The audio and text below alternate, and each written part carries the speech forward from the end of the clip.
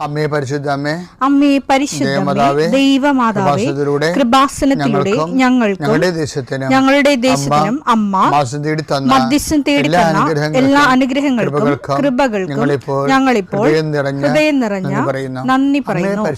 അമ്മേ പരിശുദ്ധമ്മേ ദൈവമാതാവേ, 2004 ഡിസംബർ 7 ഉച്ചകഴിഞ്ഞ് 2:30 കൃപാസനത്തിൽ സംഭവിച്ച അമ്മയുടെ പ്രത്യക്ഷപ്പെടലിനെ കുറിച്ച് തിരുസഭയ്ക്ക് സമർപ്പിച്ചിരിക്കുന്ന പഠനരേഖകളുടെ മേൽ സഭാത്മകമായ പഠനം ആരംഭിക്കുവാൻ ഞങ്ങൾ പ്രാർത്ഥിക്കുന്നു. അമ്മേ പരിശുദ്ധമേ, ഭൂസ്വർലോകങ്ങളുടെ രാജ്ഞിയായ അങ്ങേയ്ക്ക് ഭൗമസംരക്ഷണത്തിനായി പ്രപഞ്ചപ്രകൃതിയെ തന്നെ തിരുസഭ പ്രതിഷ്ഠിക്കുവാൻ ഈ പ്രത്യക്ഷീകരണം വഴി ഇടയാക്കണമേ. പരിശുദ്ധമേ, ജപമാല മാതാവേ, സകല കൃപാസനം പ്രാർത്ഥനയോടും ചേർത്ത് ഞങ്ങളിപ്പോൾ പ്രാർത്ഥിക്കുന്ന ഈ കുടുംബത്തിന്റെ പ്രത്യേക നിയോഗം പറ മക്കളെ.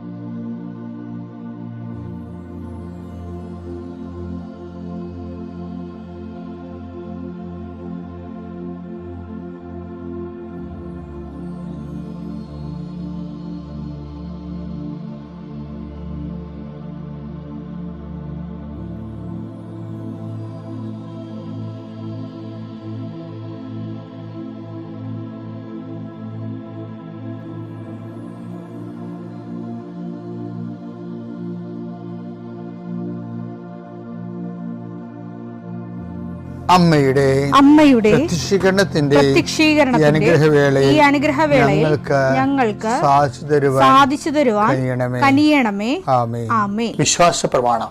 സർവശക്തനായ പിതാവും ആകാശത്തിന്റെയും ഭൂമിയുടെയും സൃഷ്ടാവുമായ ദൈവത്തിൽ ഞാൻ വിശ്വസിക്കുന്നു. അവിടുത്തെ ഏകപുത്രനും ഞങ്ങളുടെ കർത്താവുമായ ഈശോമിശിഹായിലും ഞാൻ വിശ്വസിക്കുന്നു. ഈ പുത്രൻ പരിശുദ്ധാത്മാവിനാൽ ഗർഭസ്ഥനായി കന്യകാമറിയത്തിൽ നിന്ന് പിറന്ന് പൊന്തിയോസ് പീലാത്തോസിന്റെ കാലത്ത് പീഡകൾ സഹിച്ച് കുരിശിൽ തറയ്ക്കപ്പെട്ട് മരിച്ച് അടക്കപ്പെട്ട് പാതാളങ്ങളിൽ ഇറങ്ങി മരിച്ചവരുടെ ഇടയിൽ നിന്ന് 3-ാം നാൾ ഉയർത്ത് സ്വർഗത്തിലേക്ക് എഴുന്നള്ളി സർവശക്തിയുള്ള പിതാവായ ദൈവത്തിന്റെ വലതുഭാഗത്തിരിക്കുന്നു. അവിടെ നിന്ന് ജീവിക്കുന്നവരെയും മരിച്ചവരെയും വിധിക്കുവാൻ വരുമെന്നും ഞാൻ വിശ്വസിക്കുന്നു. പരിശുദ്ധാത്മാവിലും ഞാൻ വിശ്വസിക്കുന്നു. വിശുദ്ധ കത്തോലിക്കാ സഭയിലും പുണ്യവാന്മാരുടെ ഐക്യത്തിലും പാപങ്ങളുടെ മോചനത്തിലും ശരീരത്തിന്റെ ഉയർപ്പിലും നിത്യമായ ജീവിതത്തിലും ഞാൻ വിശ്വസിക്കുന്നു. ആമേൻ. സ്വർഗ്ഗസ്ഥനായ ഞങ്ങളുടെ പിതാവേ, അങ്ങയുടെ നാമം പൂജിതമാകണമേ. അങ്ങയുടെ രാജ്യം വരണമേ. അങ്ങയുടെ തിരുമനസ് സ്വർഗത്തിലെ പോലെ ഭൂമിയിലും ആകണമേ. അന്നു വേണ്ടുന്ന ആഹാരം ഇന്ന് ഞങ്ങൾക്ക് തരണമേ. ഞങ്ങളോട് തെറ്റ് ചെയ്യുന്നവരോട് ഞങ്ങൾ ക്ഷമിക്കുന്നത് പോലെ ഞങ്ങളുടെ തെറ്റുകൾ ഞങ്ങളോടും ക്ഷമിക്കണമേ. ഞങ്ങളെ പ്രലോഭനത്തിൽ ഉൾപ്പെടുത്തരുതേ, തിന്മയിൽ ഞങ്ങൾ രക്ഷിക്കണമേ. ആമേൻ. നന്മ നിറഞ്ഞ മറിയമേ, സ്വസ്തി. കർത്താവ് അങ്ങയുടെ കൂടെ സ്ത്രീകളിൽ അങ്ങ് അനുഗ്രഹിക്കപ്പെട്ടവളാകുന്നു. അങ്ങയുടെ ഉദരത്തിൻ ഫലമായി ഈശോ അനുഗ്രഹിക്കപ്പെട്ടവനാകുന്നു. പരിശുദ്ധ മറിയമേ, തമ്പുരാന്റെ അമ്മേ, പാപികളായ ഞങ്ങൾക്ക് വേണ്ടി ഇപ്പോഴും ഞങ്ങളുടെ മരണസമയത്തും തമ്പുരാനോട് അപേക്ഷിക്കണമേ. ആമേൻ. കർത്താവേ, നിന്റെ ഉന്നതമായ നാമത്തിന് സ്തോത്രം ചെയ്യുന്നു. കർത്താവേ, നിന്റെ വിശുദ്ധ പൗരോഹിത്യത്തെ മഹത്വപ്പെടുത്തണമേ. കർത്താവേ, സഭയിലുള്ള സാന്നിധ്യം പ്രകടമാക്കണമേ. കഴിഞ്ഞ ദിവസങ്ങളിൽ ഒരു മോള് പറഞ്ഞു, സാക്ഷ്യം പറയുമ്പോൾ അച്ഛൻ്റെ പ്രാർത്ഥന കൂടാതെ ഞങ്ങൾ പുറത്തിറങ്ങാറില്ലെന്ന്. അപ്പോൾ അങ്ങനെ ആയിരക്കണക്കിന് മനുഷ്യരല്ലേ ഈ പ്രാർത്ഥന കേൾക്കുന്നത്. ഞാൻ അവരെല്ലാം ഇപ്പോൾ സമയത്ത് ഓർക്കുകയാണ്. ഈ പ്രാർത്ഥന കാത്തിരുന്ന് ശിരസമിച്ച് ഈ ആശീർവാദം സ്വീകരിച്ചുകൊണ്ട് കർത്താവിൻ്റെ നാമത്തിൽ നീ പോകുന്നിടത്തെല്ലാം I will come with you wherever you go. നീ പോകുന്നിടത്തെല്ലാം നിന്നോടുകൂടി ഞാൻ ഉണ്ടാകുന്ന അള്ളിച്ചത് കർത്താവിൻ്റെ വാഗ്ദാന പ്രകാരം ദൈവവേദനെ നിന്റെ ഉച്ചയും മൂർത്താവിൽ കർത്താവ് ചുംബിക്കുകയും തൻ്റെ അണിപ്പെടുതാകുന്ന അത്ഭുതകരം കൊണ്ട് നിന്റെ കൈകളെ കർത്താവ് ഷെയ്ക്കാൻഡ് ചെയ്യുകയും നിനക്ക് കർത്താവ് ആശംസകൾ നേർന്നുകൊണ്ട് നിന്റെ ജീവിത വഴികളിൽ നീ എവിടെ പോയാലും ആരെ കണ്ടാലും അവിടെ എല്ലാം കർത്താവ് നിറഞ്ഞു നിൽക്കാനും മാതാവിൻ്റെ മധ്യസ്ഥം നിനക്ക് ലഭിക്കാനിടയാക്കണമെന്ന് പ്രാർത്ഥിക്കുന്നു. കുഞ്ഞുങ്ങൾ എഴുതാൻ പോകുന്ന പരീക്ഷകളുടെ മേൽ അച്ഛൻ പ്രാർത്ഥിക്കുന്നു.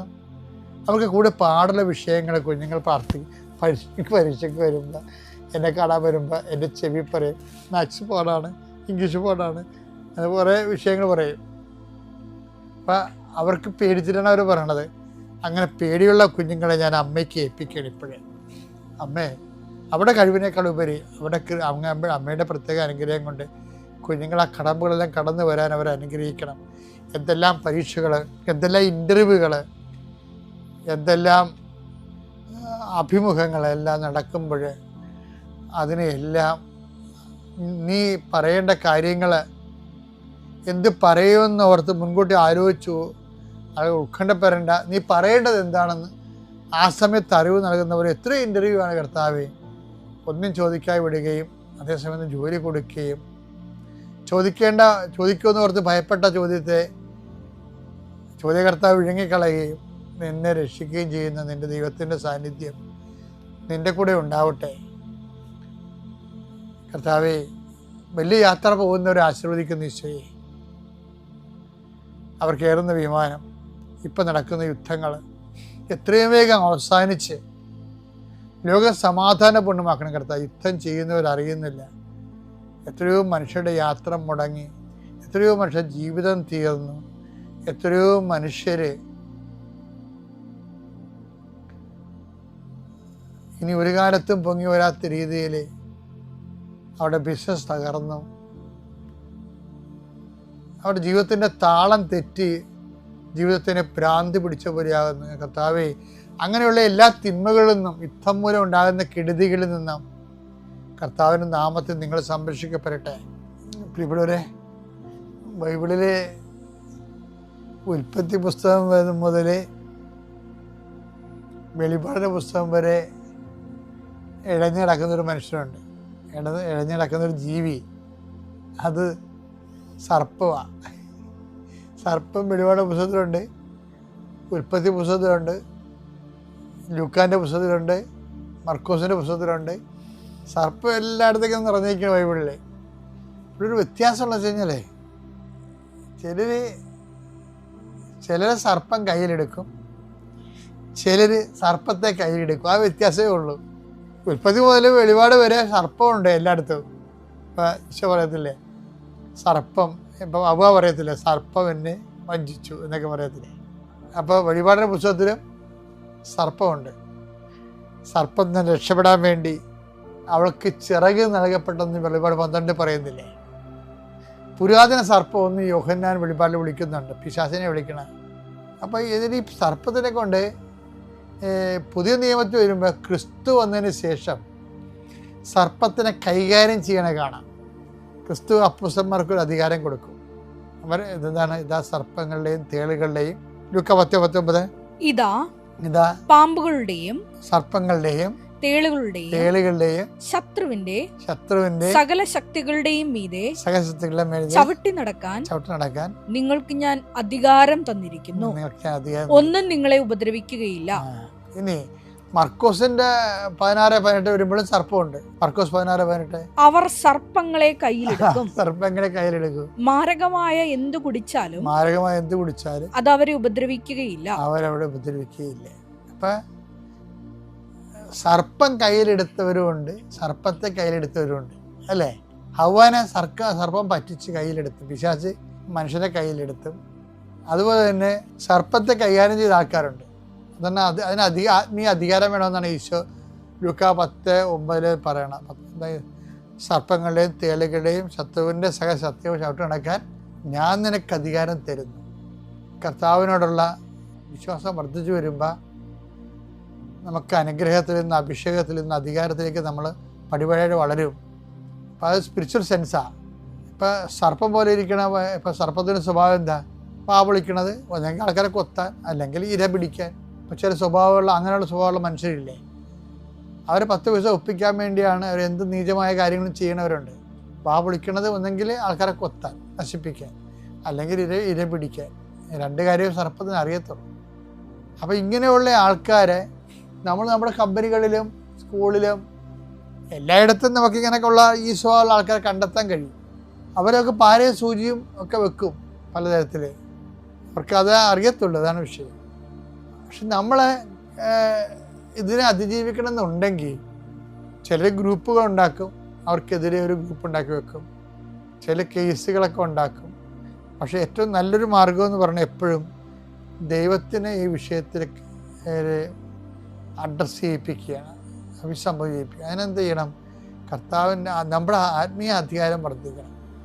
ആധ്യാത്മിക അധികാരം എന്ന് പറയുമ്പോൾ മരണം അർത്ഥവത്തായിട്ട് കർത്താവിൻ്റെ മരണം പ്രഖ്യാപിച്ചു, ഉയർപ്പ് വിശ്വസിച്ചു, വിശ്വാസം പ്രവൃത്തിയാൽ നീതീകരിക്കപ്പെട്ടു, പിന്നെ എന്താ വരവ് പ്രത്യാശിച്ചു. അങ്ങനെ വിശ്വാസ ദിവരഹസ്യങ്ങളെ ജീവിക്കാൻ തുടങ്ങുമ്പോഴാണ് നമുക്ക് അധികാരം വർദ്ധിക്കുന്നത്. ക്രിസ്തു നമ്മൾ ജീവിക്കാൻ തുടങ്ങുന്നത്. അധികാരം വർദ്ധിക്കണമെന്ന് നമുക്ക് അധികാരം തരികയല്ല, ഒരു സർട്ടിഫിക്കറ്റ് തരികയല്ല, മറിച്ച് ഒരു അപ്പോയിൻമെൻറ്റും അല്ലത്. മറിച്ച് ക്രിസ്തുവിൽ ജീവിക്കുമ്പോൾ ക്രിസ്തു നമ്മൾ ജീവിച്ചുകൊണ്ട് നമ്മൾ അഭിമുഖീകരിക്കുന്ന വിഷയങ്ങൾ അഭിമുഖീകരിക്കുമ്പോഴാണ് അത് ഈശോ പറയണത്, ഞാനല്ല എൻ്റെ പിതാവാണ് എന്നിൽ പ്രവർത്തിച്ച് എന്നെ വസിച്ചുകൊണ്ട് അവൻ്റെ പ്രവൃത്തികൾ ചെയ്യുന്നത് നമ്മൾ കഴിഞ്ഞ ദിവസം കണ്ടില്ലേ. അങ്ങനെ വരും. അപ്പോൾ എപ്പോഴും ഇങ്ങനെ ഒരു അനുഗ്രഹ ലെവലിൽ നിന്ന് മാറി അഭിഷേക ലെവലിൽ വന്നു അതിനേക്കാൾ ഉയർന്ന് അധികാര ലെവലിലേക്ക് വരണം, സർപ്പങ്ങളെ കീഴടക്കാൻ. അതാണ് മാർഗം. അപ്പോൾ നോൻപ് കാലം പറ്റിയൊരു കാലമാണ്. അതായത് ക്രിസ്തുവിൻ്റെ പീഡാനുഭവത്തോട് നമ്മൾ മനസ്സായി യോജിച്ച് ജീവിതം കൊണ്ട് അതിൻ്റെ അകത്ത് നിക്ഷേപിച്ച് കഴിയുമ്പോൾ ജീവിതത്തിന് കിട്ടുന്ന ഒരു ക്രിസ്തു വസിക്കുന്ന ഒരു സ്വാഭാവിക ശക്തി കിട്ടും. അപ്പോൾ പലരും സാക്ഷ്യം പറയുമ്പോൾ എന്താ പറയണത്? എൻ്റെ ഉള്ളിൽ നിന്നുകൊണ്ട് കർത്താവ് പറഞ്ഞു, അല്ലെങ്കിൽ സഞ്ചാരി മാതാവ് പറഞ്ഞു എന്ന് പറയും. അപ്പോൾ ആ സിറ്റുവേഷനെ ഹാൻഡിൽ ചെയ്യണവർ ഒറ്റയ്ക്കായിരിക്കും, വേറെ രാജ്യത്തായിരിക്കും, പക്ഷേ ദൈവം അവിടെ കൂടെ ഉണ്ട്. ആ സിറ്റുവേഷൻ അവർ അധികാരത്തോടെ തന്നെ കൈകാര്യം ചെയ്യും. ഉടമ്പടി പോലെ മനുഷ്യൻ്റെ അധികാരം വർദ്ധിപ്പിക്കാൻ നല്ലത് ദൈവം വസിക്കുന്ന ഒരു വ്യക്തിയാക്കി മാറ്റാൻ ഏറ്റവും മാതൃകയായിട്ടുള്ളൊരു ദൈവിക പദ്ധതി തന്നെ ഉടമ്പടി. ഇനി ഉടമ്പടിയിലാണെങ്കിൽ അനുഗ്രഹത്തിന് തലം വിട്ട് അഭിഷേക തലം വിട്ട് അധികാരത്തിലേക്ക് പ്രവേശിക്കാൻ വേണ്ടി നിന്റെ ജീവിതം പുനഃക്രമീകരിക്കാൻ ദൈവം സഹായിക്കട്ടെ. പിതാവിൻ്റെയും പുത്രൻ്റെയും എന്നെ അമ്മയുടെ പ്രത്യക്ഷീകരണത്തിൻ്റെ സ്ഥിരം സാക്ഷിയാക്കി ഈ അൾത്താരിയിൽ സാക്ഷ്യം പറയാൻ അനുവദിച്ച ഈശോ അപ്പായ്ക്കും അമ്മ മാതാവിനും കോടാനുകോടി നന്ദി പറഞ്ഞുകൊണ്ട് എൻ്റെ സാക്ഷ്യം തുടങ്ങട്ടെ. ഞാൻ എന്തായിരിക്കുന്നുവോ അത് ദൈവകൃപയാലാണ്. 1 കൊരിന്തോസ് 15:10. ഞാൻ ആദ്യമായി കൃപാസനത്തിലേക്ക് വരുന്നത് 2024 ജനുവരി 12-ാം തീയതിയാണ്. എൻ്റെ പേര് ഡാലി ആൻഡോ, ഹസ്ബൻഡ് ആൻഡോ. ഞാൻ ഇരിഞ്ഞാലക്കുട രൂപത പാറേക്കാട്ടുകര ഇടവകയിൽ നിന്നും വരുന്നു. 2015 എനിക്ക് ഒരു കൃപാസനം പത്രം കിട്ടി. അതിലൂടെയാണ് ഞാൻ കൃപാസനത്തെക്കുറിച്ച് അറിഞ്ഞത്. അന്ന് ആ പത്രം ഞാൻ വീട്ടിൽ സൂക്ഷിച്ചു വെച്ചു. ഞാൻ വായിക്കുകയോ ഒന്നും ചെയ്തില്ല. അങ്ങനെ ഞങ്ങളുടെ ജീവിതം തുടർന്നു. അങ്ങനെ ഇരിക്കുമ്പോൾ ഞങ്ങൾ 2 വർഷത്തോളം വീട്ടിൽ കുടുംബ പ്രാർത്ഥനയും കുമ്പസാരമോ വിശുദ്ധ കുർബാനയോ ഇല്ലാതെ കടന്നു പോകുമ്പോൾ ഈശോയോട് പ്രാർത്ഥിച്ചില്ലെങ്കിലും ഞങ്ങളുടെ എല്ലാ കാര്യങ്ങളും നടക്കുമെന്നുള്ള ഒരു തെറ്റായ ധാരണയോടുകൂടിയാണ് ഞങ്ങളുടെ ജീവിതം മുന്നോട്ട് പോയിക്കൊണ്ടിരുന്നത്. അങ്ങനെ ഞങ്ങൾ സാമ്പത്തികമായി വളരെയധികം ബുദ്ധിമുട്ടി തകർന്ന് തരിപ്പണമായ അവസ്ഥയിലൂടെ കടന്നു പോകുമ്പോൾ 2023 ഡിസംബറിൽ ഒരു ചേച്ചി എന്നെ കൃപാസനത്തിലേക്ക് ക്ഷണിച്ചു. അന്ന് ഞാൻ അമ്മ മാതാവിനോട് പറഞ്ഞു, എൻ്റെ ജീവിത പങ്കാളി ഈ മണ്ണിൽ എന്ന് കാലുകുത്തുന്നുവോ അന്നല്ലാതെ ഞാൻ അമ്മയുടെ മണ്ണിലേക്ക് കടന്നു വരില്ല എന്ന്. എൻ്റെ ജീവിത പങ്കാളി ഒരു പള്ളിയിൽ പോകുവാനോ ഒന്നിനും സമ്മതിക്കുമായിരുന്നില്ല. അങ്ങനെ അന്നു മുതൽ ഞാൻ പ്രാർത്ഥന ആരംഭിച്ചു. 2024 ജനുവരി 11-ാം തീയതി ഹസ്ബൻഡിനോട് ഞാൻ പറഞ്ഞു, ഞാൻ നാളെ കൃപാസനത്തിൽ പോവുകയാണ്, ചേട്ടൻ പോരുന്നുണ്ടോ എന്ന് ചോദിച്ചു. അപ്പോൾ എന്നോട് പോരാമെന്ന് പറഞ്ഞു. അപ്പോൾ ഞാൻ പറഞ്ഞു, നാളെ എൻ്റെ കൂടെ പോന്നിട്ട് അവിടെ ചെന്ന് ഒച്ചയും ബഹളം ഉണ്ടാക്കാനാണെങ്കിൽ എൻ്റെ കൂടെ വരണ്ട, ഞാൻ ഒറ്റയ്ക്ക് പോകാമെന്ന് പറഞ്ഞു. അപ്പോൾ പറഞ്ഞു, ഇല്ല ഞാൻ പോരാമെന്ന് പറഞ്ഞു. ഞാൻ അങ്ങനെ ഇവിടെ വന്നു. രാവിലെ 7 മണിക്ക് ഉടമ്പടി ക്ലാസ്സിൽ കയറി. ഞാൻ ഉടമ്പടി ക്ലാസ് കഴിഞ്ഞ് പുറത്തിറങ്ങുന്നത് 1 മണിക്കാണ്. അത്രയും സമയം എൻ്റെ ജീവിത പങ്കാളി ഈ ആലയത്തിലിരുന്ന് പ്രാർത്ഥിച്ചു കൊണ്ടിരിക്കുകയായിരുന്നു. അങ്ങനെ ഞാൻ ഇവിടെ നിന്ന് പോയി ഞങ്ങളുടെ പ്രാർത്ഥന തുടർന്നുകൊണ്ടിരുന്നു. ഞങ്ങൾ ഇവിടെ കടന്നു വരുമ്പോൾ ഞങ്ങളുടെ സാമ്പത്തിക ബാധ്യത 22 ലക്ഷം രൂപയായിരുന്നു. അങ്ങനെ പ്രാർത്ഥിച്ചു കൊണ്ടിരിക്കുമ്പോൾ ഏപ്രിൽ മാസത്തിൽ KSF-ൽ ഒരു ചിട്ടി ചേർന്നിട്ടുണ്ടായിരുന്നു. എല്ലാവരും എന്നോട് പറയുമായിരുന്നു, KSF-ൽ ചിട്ടി ചേർന്നിട്ട് വിളിക്കാൻ സാധിക്കില്ല എന്ന്. അങ്ങനെ 3-ാമത്തെ മാസം ഞാൻ ചിട്ടി വിളിക്കാനായിട്ട് എഴുതി കൊടുത്തിരുന്നു. ഏപ്രിൽ മാസം 21-ാം തീയതി ഈസ്റ്റർ കഴിഞ്ഞ് പിറ്റേ ദിവസം ഞാൻ ചിട്ടി വിളിക്കാൻ പോകാനിരുന്നപ്പോൾ ഹസ്ബൻഡ് പറഞ്ഞു, നമ്മൾ 3.5 ലക്ഷം രൂപയ്ക്ക് ചിട്ടി വിളിക്കാൻ എഴുതി കൊടുത്തിരിക്കുന്നതാണ്, ഇനി നമ്മൾ പോകേണ്ട കാര്യമില്ല എന്ന്. 12:30 ആയപ്പോൾ എൻ്റെ മനസ്സിൽ ആരോ പറയുന്നു, നീ പോകൂ എന്ന്. അപ്പോൾ തന്നെ ഞാൻ റെഡിയായി പോയി. 1 മണിക്ക് ചിട്ടി വിളിക്കാൻ ഞാൻ അവിടെ പോകുമ്പോൾ അമ്മയോട് ഞാൻ പറഞ്ഞു, എന്നെ നാണം കെടുത്താനായിട്ട് അമ്മ എന്നെ അവിടെ കൊണ്ടുപോകരുതേ എന്ന്. ഞാൻ അവിടെ ചെല്ലുമ്പോൾ ഓഫീസിൻ്റെ ഫ്രണ്ടിലെ വാഹനങ്ങൾ കണ്ട് ഞാൻ എൻ്റെ അമ്മയോട് ചോദിച്ചു, അമ്മേ, എന്നെ നാണം കെടുത്താൻ വേണ്ടിയാണോ ഇവിടെ കൊണ്ടുവന്നിരിക്കുന്നത് എന്ന്. അപ്പോൾ എന്നോട് പറഞ്ഞു, നീ അകത്തേക്ക് കയറൂ എന്ന്. അങ്ങനെ ഞാൻ അകത്ത് കയറി. അവിടുത്തെ ക്ലർക്കിനോട് ചോദിച്ചപ്പോൾ എന്നോട് പറഞ്ഞു, അവിടെ ഇരുന്നോ, സമയമാവുമോ ഞാൻ വരുമെന്ന്. വീട്ടിൽ നിന്ന് പോയപ്പോൾ ഞാൻ എൻ്റെ അമ്മ മാതാവിനോട് പറഞ്ഞിരുന്നു, ഞാൻ വിളിക്കാൻ പോകുന്ന ചിട്ടിക്ക് ഞാനല്ലാതെ വേറൊരു വ്യക്തി പോലും അവിടെ ഉണ്ടാകരുതേ എന്ന്. അങ്ങനെ ചിട്ടി സ്റ്റാർട്ട് ചെയ്തു. ഞാൻ വിളിക്കുന്ന ചിട്ടിയിൽ 9 വ്യക്തികൾ ചിട്ടി വിളിക്കാൻ എഴുതി കൊടുത്തിരുന്നു. ഞാനല്ലാതെ വേറൊരു വ്യക്തി പോലും അവിടെ സന്നിഹിതയായിരുന്നില്ല. അങ്ങനെ ചിട്ടി സ്റ്റാർട്ട് ചെയ്തു. 3.5 ലക്ഷം രൂപയ്ക്ക് വിളിക്കാൻ എഴുതി കൊടുത്തിരുന്ന ചിട്ടി 4,09,000 രൂപയ്ക്ക് എൻ്റെ അമ്മ മാതാവ് എനിക്ക് നൽകി അനുഗ്രഹിച്ചു. ഇത്രയും വലിയ അനുഗ്രഹം എനിക്ക് തന്ന അമ്മ മാതാവിനും ഈശോയ്ക്കും കൊടാനുകോടി നന്ദി പറയുന്നു. 2ാമത്തെ സാക്ഷ്യം, എൻ്റെ കാലിൽ വെരിക്കോസ് വെയിൻ്റെ അസുഖമുണ്ടായിരുന്നു. 17 വർഷത്തോളമായി ഞാൻ വെരിക്കോസ് വെയിൻ്റെ അസുഖം മൂലം ബുദ്ധിമുട്ടുന്നു. 8 വർഷത്തോളമായി ഷുഗർ എനിക്കുണ്ട്. അങ്ങനെ ഞാൻ വെരിക്കോസ് വെയിന് ഡോക്ടറെ കണ്ടിരുന്നു. ഒരുപാട് ഓയിൽമെൻറ്റുകളും മെഡിസിനുകളും തന്നു. നിസ്സാര സമയത്ത് ശമനം മാത്രമേ ഉണ്ടായിരുന്നുള്ളൂ. അങ്ങനെ ഇരിക്കുമ്പോൾ 2024 ജപമാല റാലിയിൽ ഞാൻ പങ്കെടുത്തു. എനിക്ക് 5 മിനിറ്റ് നടക്കുവാനോ നിൽക്കുവാനോ സാധിക്കാത്തൊരു വ്യക്തിയായിരുന്നു. 2024 ജപമാല റാലിയിൽ ആദ്യം മുതൽ അവസാനം വരെ ഞാൻ കൊന്ത ചൊല്ലി പ്രാർത്ഥിച്ചുകൊണ്ട് പോയിരുന്നു. വെരിക്കോസ് വെയിൻ്റെ അസുഖം മാറാനോ മസിൽ കയറുന്ന അസുഖം മാറാനോ ഞാൻ പ്രാർത്ഥിച്ചിരുന്നില്ല. എൻ്റെ വലത് കാലിൽ മുട്ടിന് മുകളിലായി ഞരമ്പ് വലിയുന്ന ഒരു അസുഖവും ഉണ്ടായിരുന്നു. ഞാൻ 2 ഡോക്ടർമാരെ കണ്ടപ്പോൾ അവർ എന്നോട് പറഞ്ഞു, ഡോപ്ലർ സ്കാൻ ചെയ്ത് നോക്കാം, ബ്ലോക്ക് ഉണ്ടെന്ന്. പക്ഷേ ഞാൻ അതിനൊന്നും തയ്യാറായില്ല. ഞാൻ ജപമാല റാലിയിൽ പങ്കെടുത്ത് അന്ന് വീട്ടിൽ ചെന്നതിന് ശേഷം ഇതുവരെ എനിക്ക് ഈ അസുഖം ഇതുവരെ ഉണ്ടായിട്ടില്ല. ഇത്രയും വലിയ അനുഗ്രഹം തന്ന അമ്മ മാതാവിനും ഈശോയ്ക്കും കൊടാനുകോടി നന്ദി പറയുന്നു. 3ാമത്തെ സാക്ഷ്യം എൻ്റെ പട്ടയമാണ്. ഞങ്ങൾ താമസിക്കുന്ന വീടിന് 18 വർഷത്തോളമായി പട്ടയമില്ല. ഞങ്ങൾ അവിടെ 3 വീട്ടുകാരാണ് താമസിക്കുന്നത്. അവർ 40 വർഷം 30 വർഷമായ വ്യക്തികളാണ്. ഞങ്ങൾ 18 വർഷമായി ആ സ്ഥലം വാങ്ങിച്ചിട്ട്. ഞങ്ങൾക്ക് മുൻപുണ്ടായിരുന്ന വ്യക്തി 42 വർഷത്തോളം അവിടെ പട്ടയമില്ലാതെ താമസിച്ചിരുന്നു. ആ വ്യക്തിയിൽ നിന്നും ഞങ്ങൾ സ്ഥലം വാങ്ങിയപ്പോൾ ആ വ്യക്തി ഞങ്ങളോട് പറഞ്ഞു, ഇതിന് പട്ടയം കിട്ടില്ല, ഇത് പുറമ്പോക്കാണെന്ന്. അപ്പുറത്തുള്ള പറമ്പുകാരൻ ഞങ്ങളോട് പറഞ്ഞു, അത് വാങ്ങിക്കോളൂ, ഞങ്ങളുടെ കയ്യിൽ ആധാരമുണ്ട്, ഞാൻ തരാമെന്ന്. അങ്ങനെ വാങ്ങി. ഞങ്ങൾ വില്ലേജിൽ ചെന്നപ്പോൾ അറിഞ്ഞു ഇത് പുറമ്പോക്ക് ഭൂമിയാണ്, അതിന് ആധാരം തരാൻ പറ്റില്ല എന്ന്. അന്ന് മുതൽ ഞങ്ങൾ പട്ടയത്തിനുള്ള അപേക്ഷ കൊടുത്തുകൊണ്ടിരുന്നു. 2024 മെയ് മാസത്തിൽ ഞാൻ ജോസഫ് അച്ഛനെ കണ്ട് ഫയൽ കൊടുത്ത് പ്രാർത്ഥിച്ചിരുന്നു. അച്ഛൻ പ്രാർത്ഥന കഴിഞ്ഞപ്പോൾ ഒരു കാശ് രൂപം തന്നിട്ട് എന്നോട് പറഞ്ഞു, സാക്ഷ്യം പറയാൻ തയ്യാറായിക്കോ മോളെ എന്ന്. ആ വിശ്വാസത്തിൽ ഞാൻ ഉറച്ചു പ്രാർത്ഥിച്ചു കൊണ്ടിരുന്നു. അങ്ങനെ മുന്നോട്ട് പോയി. 2024 ജൂൺ മാസത്തിൽ ഞങ്ങളുടെ പഞ്ചായത്തിൽ ആദ്യമായി ഞങ്ങളുടെ വില്ലേജിൽ മാത്രം റീസർവേ ആരംഭിച്ചു.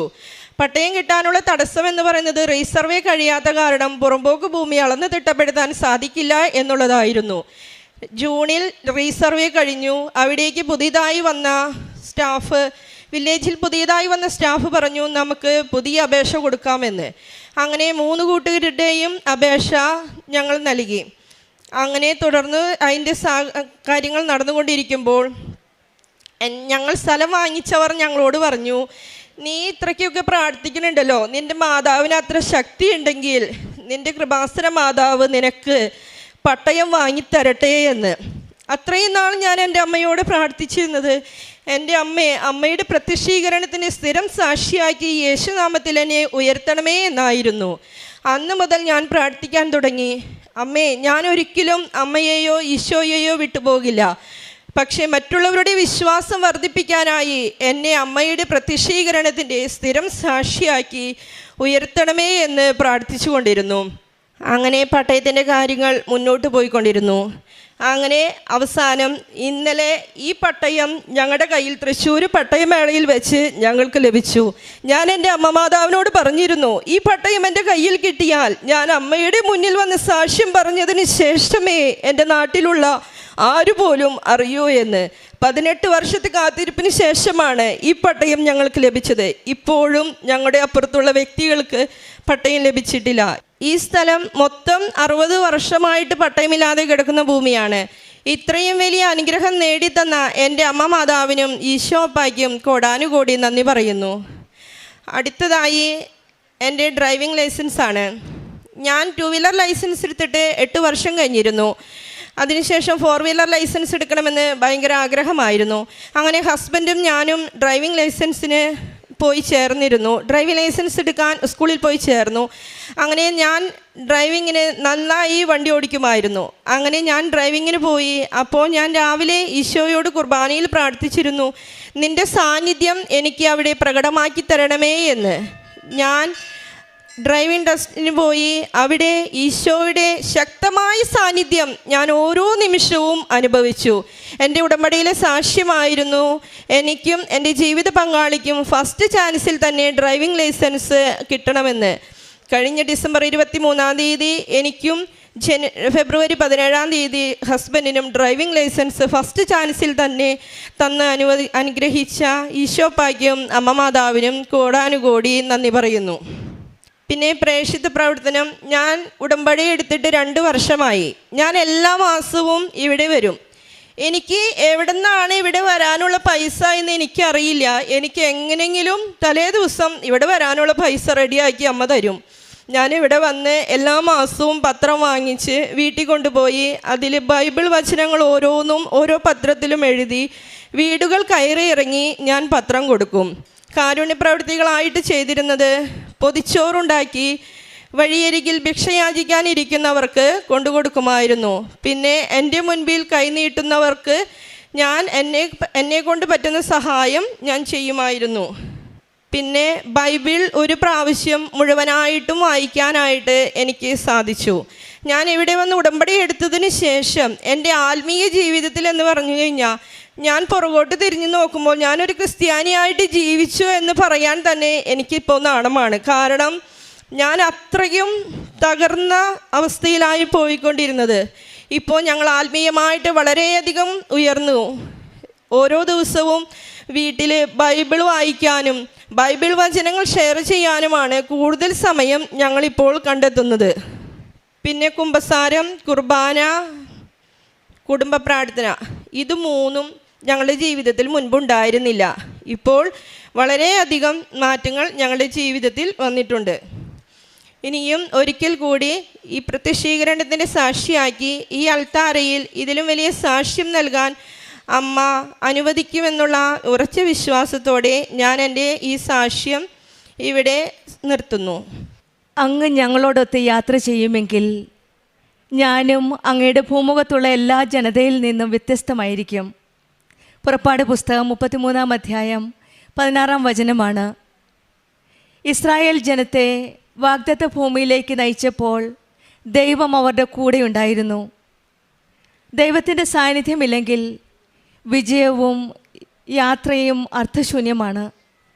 മോശ മനസ്സിലാക്കിയത് ഒന്നാണ്, വാഗ്ദത്ത ദേശം ലഭിക്കുന്നതിന് പ്രധാനപ്പെട്ടത് ദൈവം കൂടെയുള്ളതാണ്. പലപ്പോഴും നമ്മുടെ ജീവിതത്തിലും നാം പറയുന്നു, എനിക്ക് ജോലി വേണം, ഭവനം വേണം, പരീക്ഷയിൽ നല്ല വിജയം വേണം, സാമ്പത്തിക തകർച്ചയിൽ നിന്ന് കരകയറണം എന്നൊക്കെ നമ്മൾ പ്രാർത്ഥിക്കാം. പക്ഷേ വചനം നമ്മെ ഓർമ്മിപ്പിക്കുന്നത് ദൈവസാന്നിധ്യം ഇല്ലെങ്കിൽ ഈ അനുഗ്രഹങ്ങളൊക്കെ കിട്ടാൻ വളരെ ബുദ്ധിമുട്ടാണ്. യഥാർത്ഥ സമാധാനവും സന്തോഷവും ദൈവം നമ്മുടെ കൂടെയുണ്ടെങ്കിൽ മാത്രമാണ്. ദൈവം കൂടെയുള്ള, ദൈവം വ്യത്യസ്തരാക്കിയ മക്കളുടെ ഒരു സാക്ഷ്യമാണ് നാം ഇപ്പോൾ കേട്ടത്. ഉടമ്പടി ജീവിതത്തിലെ മക്കളാണ്. മറ്റു പല ജനതകളിൽ നിന്നും ഭൂമുഖത്തുള്ള മറ്റ് എല്ലാവരിൽ നിന്നും വ്യത്യസ്തരായവർ. ഒരുപക്ഷെ അവർ ക്രിസ്ത്യാനികളായിരുന്നായിരിക്കാം. പക്ഷെങ്കിൽ ഉടമ്പടി ജീവിതത്തിൽ അവരെ വ്യത്യസ്തരാക്കുന്നത് അവരുടെ ഉടമ്പടി വിശ്വസ്തതയാണ്. ഡാലി ആൻഡോ എന്ന സഹോദരിയും കുടുംബവും നമ്മുടെ അരികിൽ പങ്കുവച്ചതും അതുതന്നെയാണ്. അവരെ വ്യത്യസ്തമാക്കിയത് ഉടമ്പടി ജീവിതമാണ്. കാരണം ഉടമ്പടി ജീവിതത്തിൽ ഈശോയും അമ്മയും നമ്മുടെ കൂടെയുണ്ടെങ്കിൽ നമ്മൾ മറ്റെല്ലാവരെക്കാളും വ്യത്യസ്തമാണ്. കാരണം ഇവർ പറഞ്ഞത്, നേരത്തെ ഇവർ കുടുംബജീവിതത്തിൽ പ്രാർത്ഥനയോ കുടുംബ പ്രാർത്ഥനയോ ജപമാലയോ ഒന്നുമില്ലായിരുന്നു. പക്ഷെങ്കിൽ ഉടമ്പടി ജീവിതത്തിൽ വന്നതിൽ പിന്നെ ഇവർക്ക് കുടുംബജീവിതത്തിൽ സമാധാനവും സന്തോഷവും ലഭിച്ചു. കുടുംബജീവിതവും ജപമാലയും കുടുംബ പ്രാർത്ഥനയുമായി മക്കളോടൊപ്പം സന്തോഷത്തോടെ മുന്നോട്ട് പോകാൻ സാധിക്കുന്നു. പ്രത്യക്ഷീകരണത്തിൻ്റെ സാക്ഷിയായി ഇവർ ഉയർത്തിയതിന് ഈശോയ്ക്കും അമ്മയ്ക്കും നന്ദി പറയാനാണ് ഇന്നിവിടെ നിൽക്കുന്നത്. നമ്മുടെ ജീവിതത്തിലും നമ്മളെ വ്യത്യസ്തരാക്കി മാറ്റാനായിട്ട് നമുക്കും പ്രാർത്ഥിക്കാം. ഒരു വീടുണ്ടെങ്കിലും ദൈവശാന്തി ഇല്ലെങ്കിൽ സന്തോഷമില്ല. പരീക്ഷയ്ക്ക് വിജയം ലഭിച്ചെങ്കിലും ദൈവകൃപയില്ലെങ്കിൽ മനസ്സിന് നിറവില്ല. ജീവിതത്തിലെ ഏറ്റവും വലിയ അനുഗ്രഹം ദൈവത്തിൻ്റെ സാന്നിധ്യമാണ്. ആ സാന്നിധ്യത്തിന് വേണ്ടി നമുക്ക് പ്രാർത്ഥിക്കാം. നമ്മൾക്കും മറ്റ് ജനതകളിൽ നിന്ന് വ്യത്യസ്തരാകാനായിട്ട് ദൈവകൃപ ലഭിക്കട്ടെ എന്ന് പ്രാർത്ഥിക്കാം. ഡാലി ആൻഡോയ്ക്കും കുടുംബത്തിൽ ലഭിച്ച എല്ലാ അനുഗ്രഹങ്ങൾക്കും നമുക്ക് കരങ്ങളടിച്ച് ദൈവത്തെ മഹത്വപ്പെടുത്താം. യേശുവേ നന്ദി. യേശുവേ. അൾത്താരയിൽ കയറി നിന്ന് പരിശുദ്ധ അമ്മയുടെയും യേശുനാഥൻ്റെയും അനുഗ്രഹം പ്രാപിച്ച എനിക്ക് ലഭിച്ച അനുഗ്രഹ സാക്ഷ്യങ്ങളെ സാക്ഷ്യപ്പെടുത്തുവാനായിട്ടാണ് ഞാനും എൻ്റെ മകനിവിടെ നിൽക്കുന്നത്. എൻ്റെ പേര് അമ്പിളി മോഹനൻ. ഞാൻ കോട്ടയം ജില്ലയിലെ പൊൻകുന്ന് എന്ന സ്ഥലത്ത് നിന്ന് വരുന്നു. ഉടമ്പടി എടുത്ത 2024 ജൂലൈ മാസം 14-ാം തീയതിയാണ് ഞാൻ ആദ്യമായി ഉടമ്പടി എടുത്തത്. അതിനു മുൻപേ ഞാൻ ഒരു തവണ ഇവിടെ വന്ന് പ്രാർത്ഥിച്ച് മാതാവിനെയും യേശുനാഥനെയും പ്രാർത്ഥിച്ചിട്ട് പോവുകയുണ്ടായിട്ടുണ്ട്. ആ ഉടമ്പടി എടുത്ത് ഞാൻ എൻ്റെ പരിചയത്തിലൊരു ആൻറ്റി പറഞ്ഞ, അമ്പിളി എനിക്ക് ഒത്തിരി കഷ്ടപ്പാടുകൾ സഹിച്ച് വളർന്ന ഒരാളാണ്. അപ്പോൾ ആൻറ്റി എന്നോട് പറഞ്ഞു, അമ്പിളി കൃപാസന ആലപ്പുഴ കൃപാസന എന്നൊരു പള്ളിയുണ്ട്, അമ്പിളി അവിടെ പോയി പ്രാർത്ഥിക്കുക, അമ്പിളിയുടെ കാര്യങ്ങളെല്ലാം മാതാവ് സാധിച്ചു തരുമെന്ന് പറഞ്ഞു. അങ്ങനെയാണ് ഞാനിവിടെ വന്ന് ഉടമ്പടി എടുക്കാനായിട്ട് ഞാൻ തന്നെയാണ് വന്നത്. അപ്പം ആദ്യമായി ഞാൻ ഇവിടെ നിന്ന ഓരോ ആൾക്കാരോട് എനിക്കറിയത്തില്ലായിരുന്നു എങ്ങനെയൊക്കെയാണെന്ന്. അപ്പം ഞാൻ ഓരോരുത്തരോടും ചോദിച്ച് ഞാൻ അങ്ങനെ ഉടമ്പടി എടുത്തു. ഉടമ്പടി എടുക്കാനായിട്ട് അവിടെ കാര്യങ്ങൾ ചെയ്യുന്നത് എനിക്ക് എഴുതാനാണെങ്കിൽ 6 നിയോഗങ്ങളുണ്ട്. പക്ഷേ എഴുതാനാണെങ്കിൽ എനിക്ക് ഒത്തിരി കാര്യങ്ങൾ എഴുതാണ്ട്. പക്ഷേ എന്നാലും ഞാൻ എൻ്റെ 6 നിയോഗങ്ങൾ എഴുതി. അതിൽ പ്രധാനപ്പെട്ട ഒരു കാര്യം എൻ്റെ മകൻ്റെ ജോലിയായിരുന്നു. അവന് ഇൻസ്ട്രുമെൻറ്റേഷൻ എഞ്ചിനീയർ പഠിച്ച് പാസ്സായി ഇരുന്നിട്ടും ഒരു ജോലിക്ക് പല സ്ഥലങ്ങളിലും കയറി ഇറങ്ങി, രാജസ്ഥാൻ, അങ്ങനെ ഗുജറാത്ത്, അങ്ങനെ പല സ്ഥലങ്ങളിൽ. അപ്പം അവിടെ സാലറി എല്ലാം കുറവാണ്. അപ്പോൾ ഞങ്ങൾക്ക് ഒരു വാടകയ്ക്ക്, ഞങ്ങൾ 10 വർഷമായിട്ട് വാടകയ്ക്കാണ് താമസിക്കുന്നത്. വാടക കൊടുക്കണം. പിന്നെ ഇവിടെ ഇവൻ്റെ മൂത്തൊരു ഒരു മോളുണ്ട് എനിക്ക്. അപ്പോൾ അവിടെ കല്യാണം നടത്തണം. അപ്പോൾ ഇവനൊരു എൻ്റെ ഭർത്താവ് ഒരു കൂലിപ്പണിയാണ്, ആശാരിപ്പണിയാണ് ഞങ്ങൾ ചെയ്യുന്നത്. അപ്പം ഇവൻ്റെ ഒരു ജോലി കഴിഞ്ഞ് വേണം ഞങ്ങളുടെ കുടുംബങ്ങൾ എനിക്ക് വീട് വേണം, മോടെ കാര്യങ്ങൾ നടത്തണം, അങ്ങനെ പല കാര്യങ്ങളും ഉണ്ട്. അപ്പം ഇവന് ഇൻ്റർവ്യൂവിന് ഒന്നും പോകുന്നൊന്നും ശരിയാകുന്നില്ല. അപ്പം ഞാൻ ഉടമ്പടി എടുത്തതിന് ശേഷം ഞാൻ എന്നോട് പറഞ്ഞു, മോനെ നമ്മുടെ കാര്യങ്ങളെല്ലാം അമ്മ സാധിച്ചു തരും.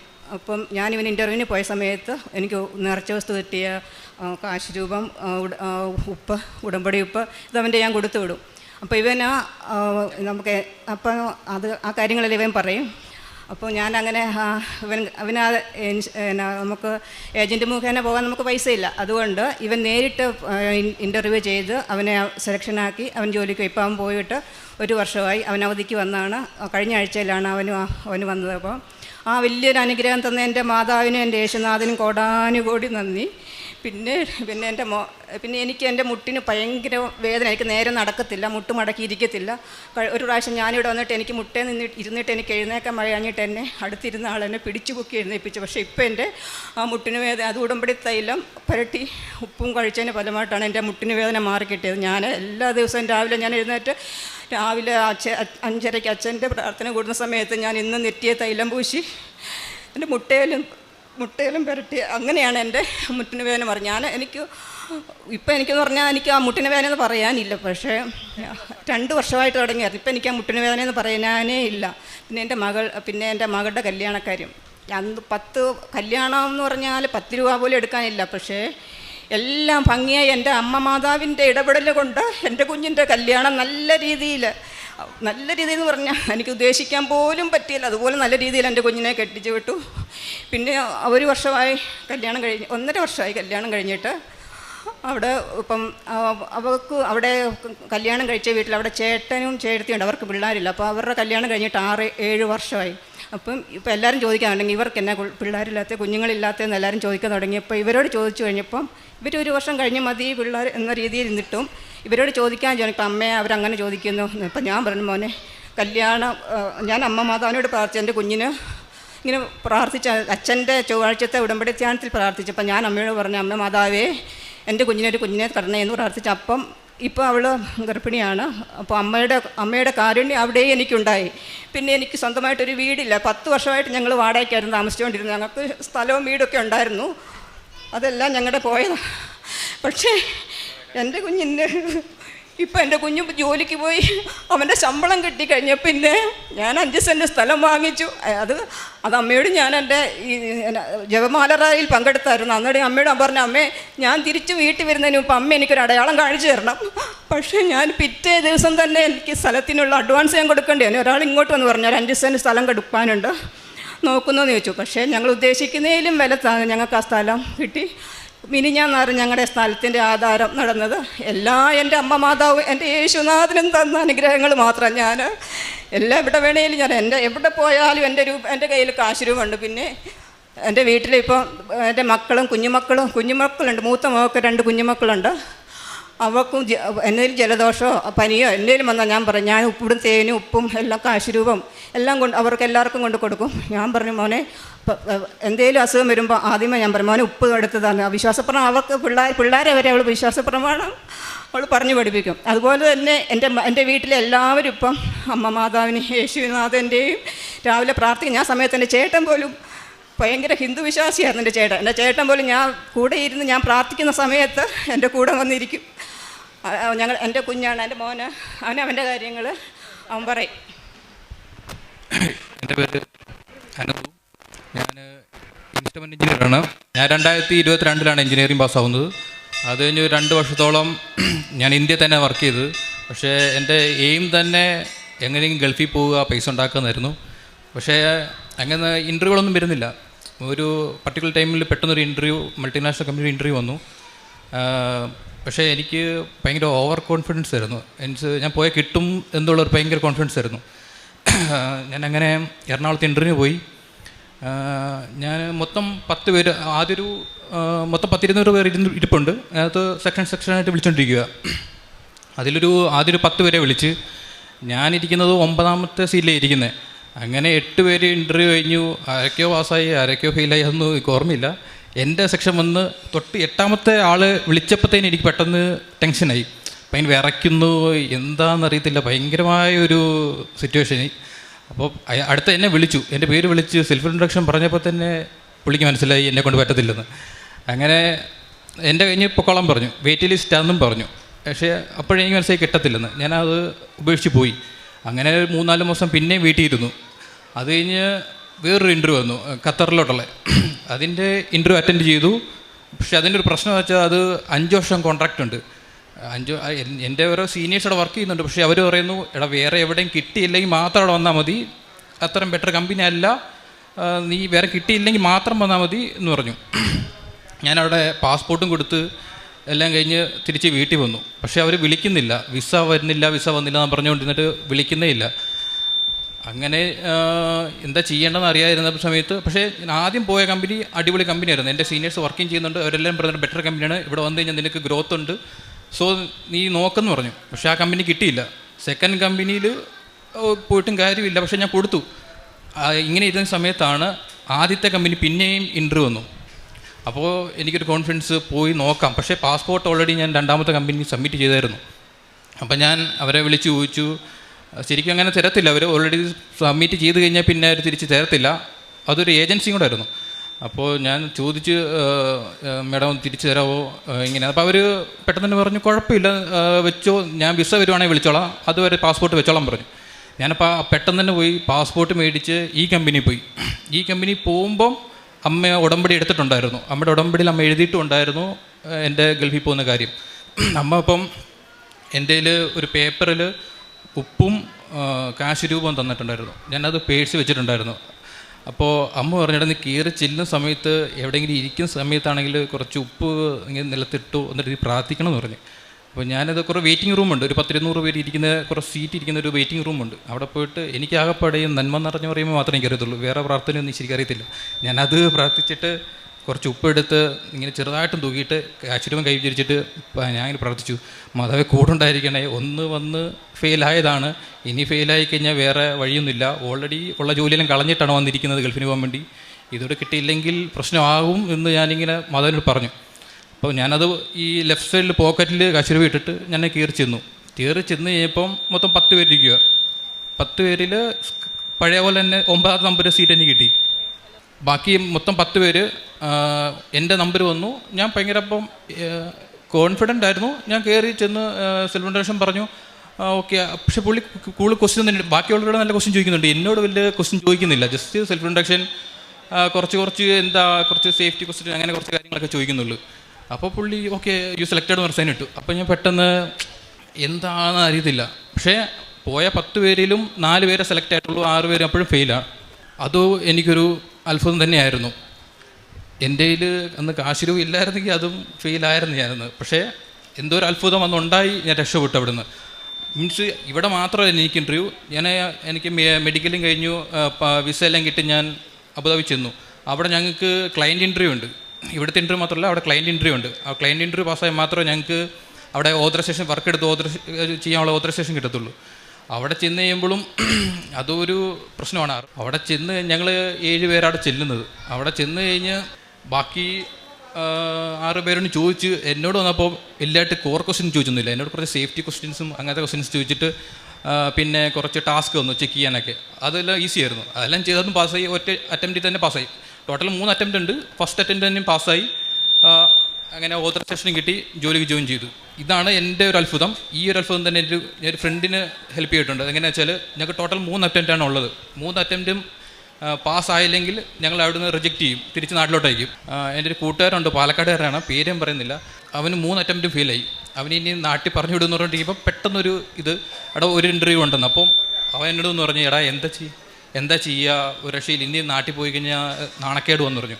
അപ്പോൾ എൻ്റെ പോക്കറ്റിൽ, എൻ്റെ പേഴ്സിൽ ഞാൻ പേപ്പറിൽ പൊതിഞ്ഞിട്ടൊരു ഉപ്പും കാശുരൂപ എപ്പോഴും പോക്കറ്റ് വെച്ചിട്ടുണ്ട്. ഞാനെടുത്തത് അവൻ്റെ പോക്കറ്റിൽ ലെഫ്റ്റ് സൈഡിൽ പോക്കറ്റ് ഇട്ട് പറഞ്ഞു, എടാ നീ ഇനി ഇതും കൊണ്ട് പോകും, ഇനി നീ നോക്കുക, നിന്നോടും ചോദിക്കത്തില്ലെന്ന് പറഞ്ഞു.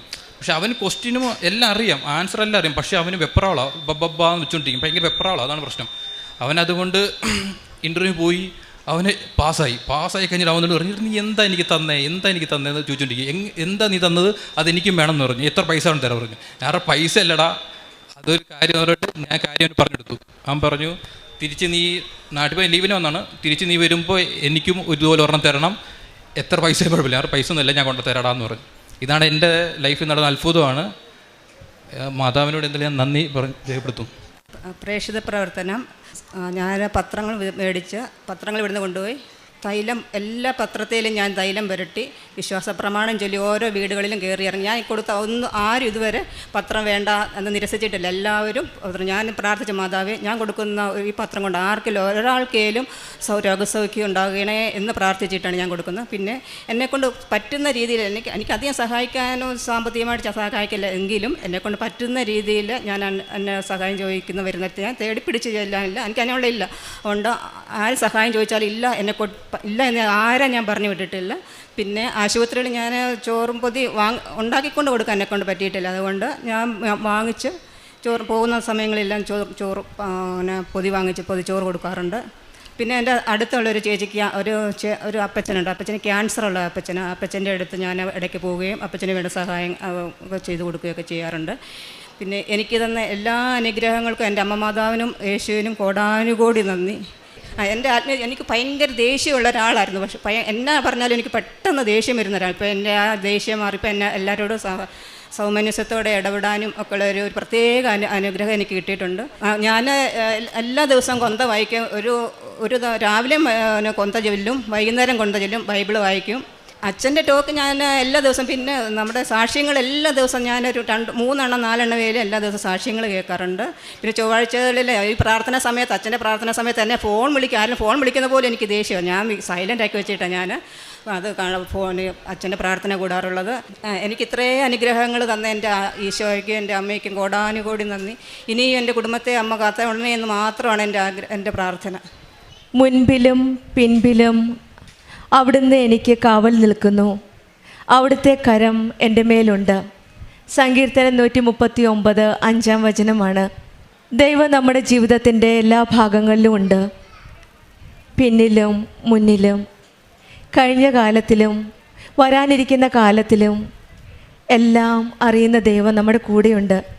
ദൈവത്തിൻ്റെ കരവും ദൈവത്തിൻ്റെ സംരക്ഷണവും അനുഗ്രഹങ്ങളുമാണ് നാം ഓരോ ദിവസവും ഇവിടെ വരുന്ന ഓരോ സാക്ഷ്യങ്ങളിൽ നിന്ന് നമുക്ക് മനസ്സിലാക്കാൻ സാധിക്കുന്നത്.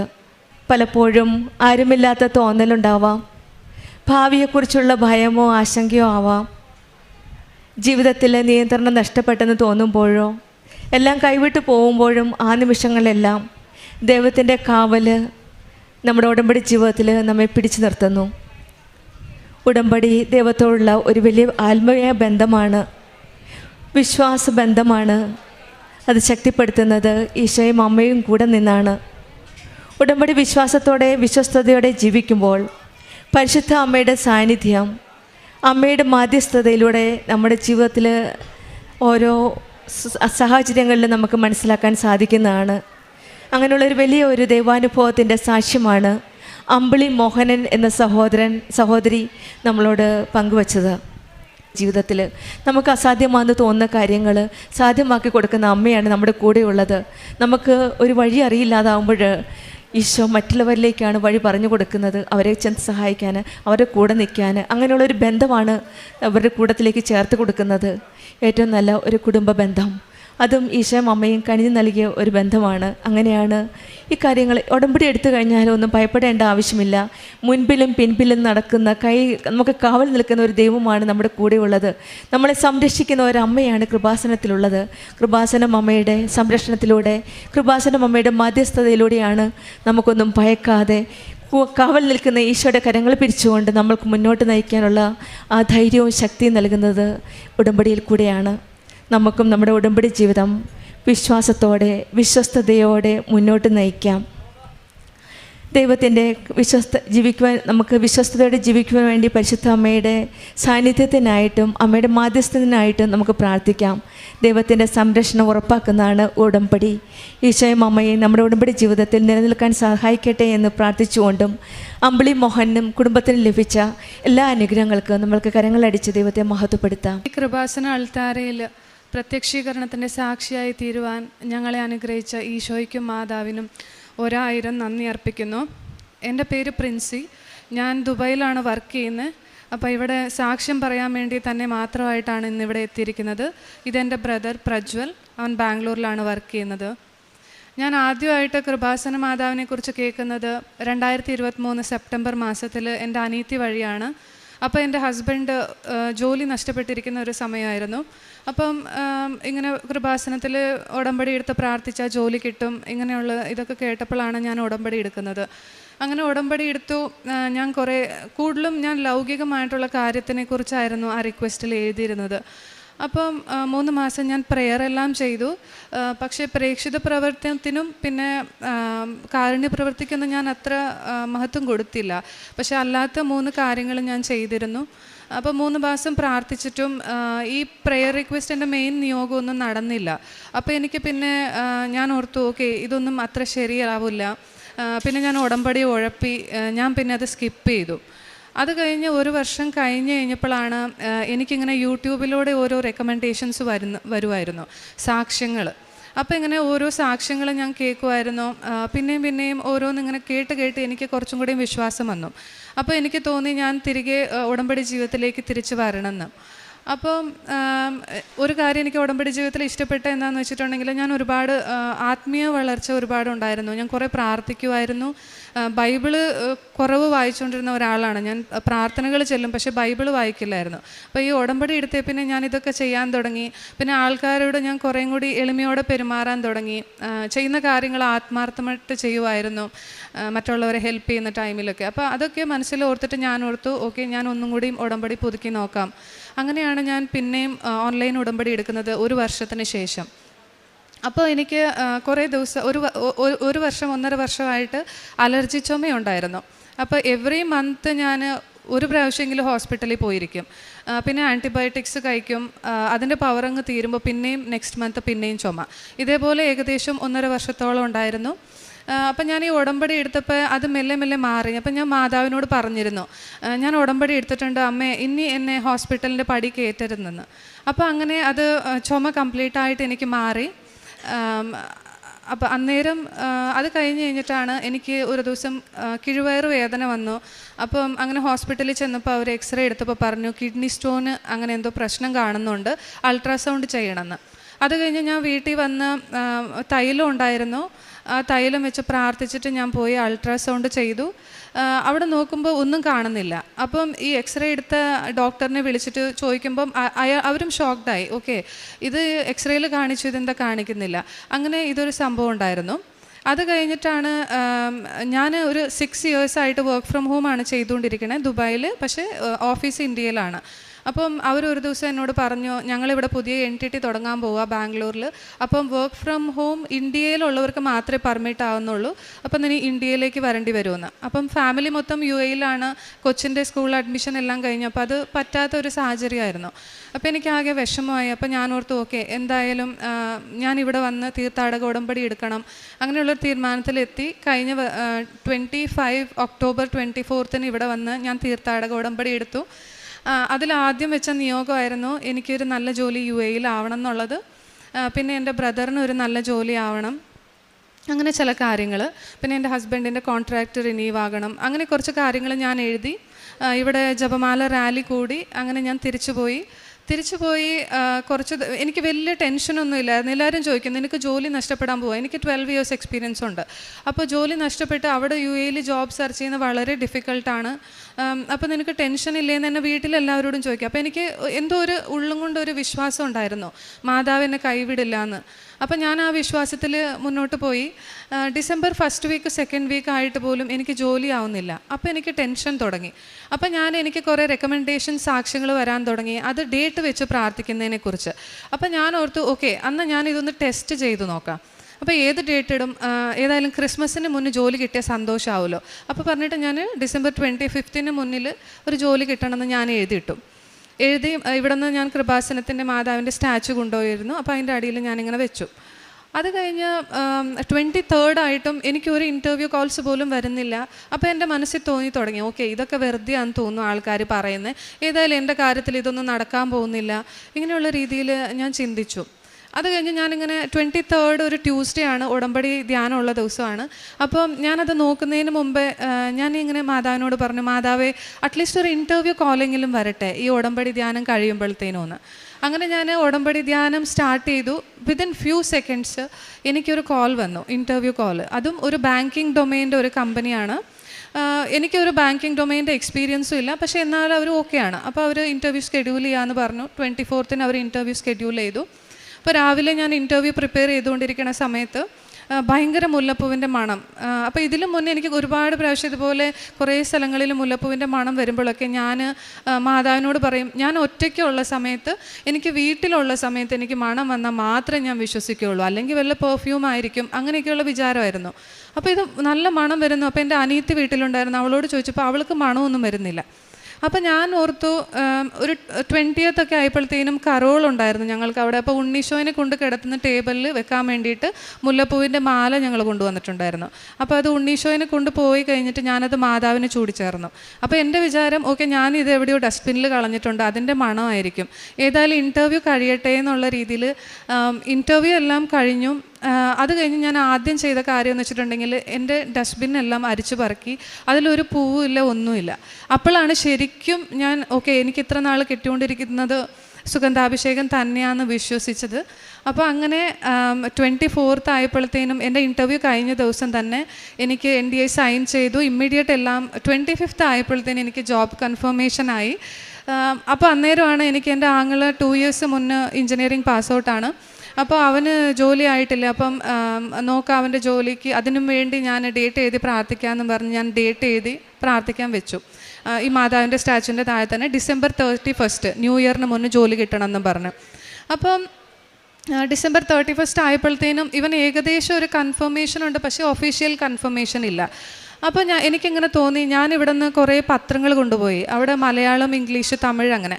അപ്പോൾ തമിഴ് കൊടുക്കാൻ എനിക്കൊരു മടി, കാരണം ആൾക്കാർ നോ പറയും, അവരോട് എങ്ങനെ എക്സ്പ്ലെയിൻ ചെയ്യണമെന്ന് എനിക്കറിയില്ല. അപ്പോൾ ഒരു ചമ്മൽ കൊണ്ട് മാത്രം ഞാനതിങ്ങനെ മാറ്റി വെച്ചേക്കുമായിരുന്നു. അപ്പോൾ എൻ്റെ ഹസ്ബൻഡ് പറഞ്ഞു, നീ അത് കൊടുക്ക്, ചിലപ്പോൾ എനിക്ക് ശരിയാവുമെന്ന്. അങ്ങനെ ഞാൻ ഈ പേപ്പർ കൊണ്ടുപോയി ഞങ്ങളൊരു ദിവസം മലയാളം മാസം കഴിഞ്ഞിട്ട് തമിഴ് അവിടെയുള്ള പേപ്പറെല്ലാം തീർത്ത് കൊടുത്തു. അന്ന് വൈകുന്നേരം ഇവൻ എന്നോട് മെസ്സേജ് അയച്ച് പറയുക, എനിക്ക് ജോബ് കൺഫർമേഷനായി, എനിക്ക് ഇന്ന ദിവസം ജോയിനിങ് പറഞ്ഞിട്ടുണ്ടെന്ന്. അങ്ങനെ ഇതാണ് എൻ്റെ മെയിനായിട്ടുള്ള സാക്ഷ്യങ്ങൾ. എനിക്ക് ഒരുപാട് ചെറുതും വലുതുമായിട്ടുള്ള ഒരുപാട് അനുഗ്രഹങ്ങൾ എനിക്ക് കിട്ടിയിട്ടുണ്ട്. ഞാൻ കുറേയൊക്കെ ഇവിടെ നിന്ന് മറന്നുപോയി, പക്ഷേ എനിക്ക് ഒരുപാട് മാതാവിൻ്റെ പ്രസൻസ് എനിക്ക് ഭയങ്കരമായിട്ട് ഫീൽ ചെയ്യാൻ പറ്റിയിട്ടുണ്ട്. എനിക്കത് എല്ലാവരോടും പറയാനും പറ്റിയിട്ടുണ്ട്. ഞാൻ അക്രൈസ്തവരായ കുറേ ആൾക്കാരോട് ഇതിനെക്കുറിച്ച് ഞാൻ എൻ്റെ അനുഭവങ്ങളും പറഞ്ഞിട്ടുണ്ട്. അപ്പം ഇന്നിപ്പോൾ ഞാൻ ഈ സാക്ഷ്യം പറയാൻ വേണ്ടി തന്നെയാണ് ഇവിടെ വന്നത്. അപ്പോൾ ഇന്ന് ഉടമ്പടി പുതുക്കി. അപ്പം ഇനി മുന്നോട്ടേക്കും ഉടമ്പടി ജീവിതത്തിൽ തന്നെ കഴിയണം, മാതാവിൻ്റെ പ്രസൻസിൽ തന്നെ ജീവിക്കണം, ഈശോയും മാതാവിന് ഒരുപാട് അറിയാൻ കഴിയണം എന്നുള്ളൊരു ഏക ആഗ്രഹത്തോടെയാണ് ഞാൻ ഉടമ്പടി പുതുക്കുന്നത്. പിന്നെ എൻ്റെ ബ്രദറിൻ്റെ കാര്യത്തിലാണെങ്കിൽ പോലും ഇവന് അത്ര വലിയ പ്രാർത്ഥിക്കുന്ന ആളൊന്നുമല്ല, ബൈബിൾ വായിക്കാനൊക്കെ ഒരുപാട് മടിയുണ്ടായ ഒരാളായിരുന്നു. അപ്പോൾ ഇവൻ ഉടമ്പടി എടുത്തപ്പോഴത്തേനും ഇവൻ്റെ ആത്മീയ ജീവിതത്തിൽ ഒരുപാട് മാറ്റങ്ങളുണ്ടായിരുന്നു. ബൈബിൾ വായിക്കും, പ്രെയർ ആക്കും, അങ്ങനെയൊക്കെ. അപ്പോൾ ഇവന് ഒരുപാട് മാറ്റങ്ങളുണ്ട്. പിന്നെ ഒരു കാര്യം പറയാൻ ഞാൻ മറന്നുപോയി എന്ന് വെച്ചിട്ടുണ്ടെങ്കിൽ, ഞാൻ ഈ ജോലി കിട്ടിയപ്പോൾ എനിക്ക് ആകെ ഉണ്ടായ ഒരു ടെൻഷൻ, ഞാനിനി എങ്ങനെ ഉടമ്പടി ധ്യാനം കാണും, എനിക്ക് പ്രാർത്ഥിക്കാനൊക്കെ എങ്ങനെ പറ്റും, വർക്ക് ഫ്രം ഹോം പോലെ അല്ലല്ലോ ഓഫീസിൽ പോകുമ്പം.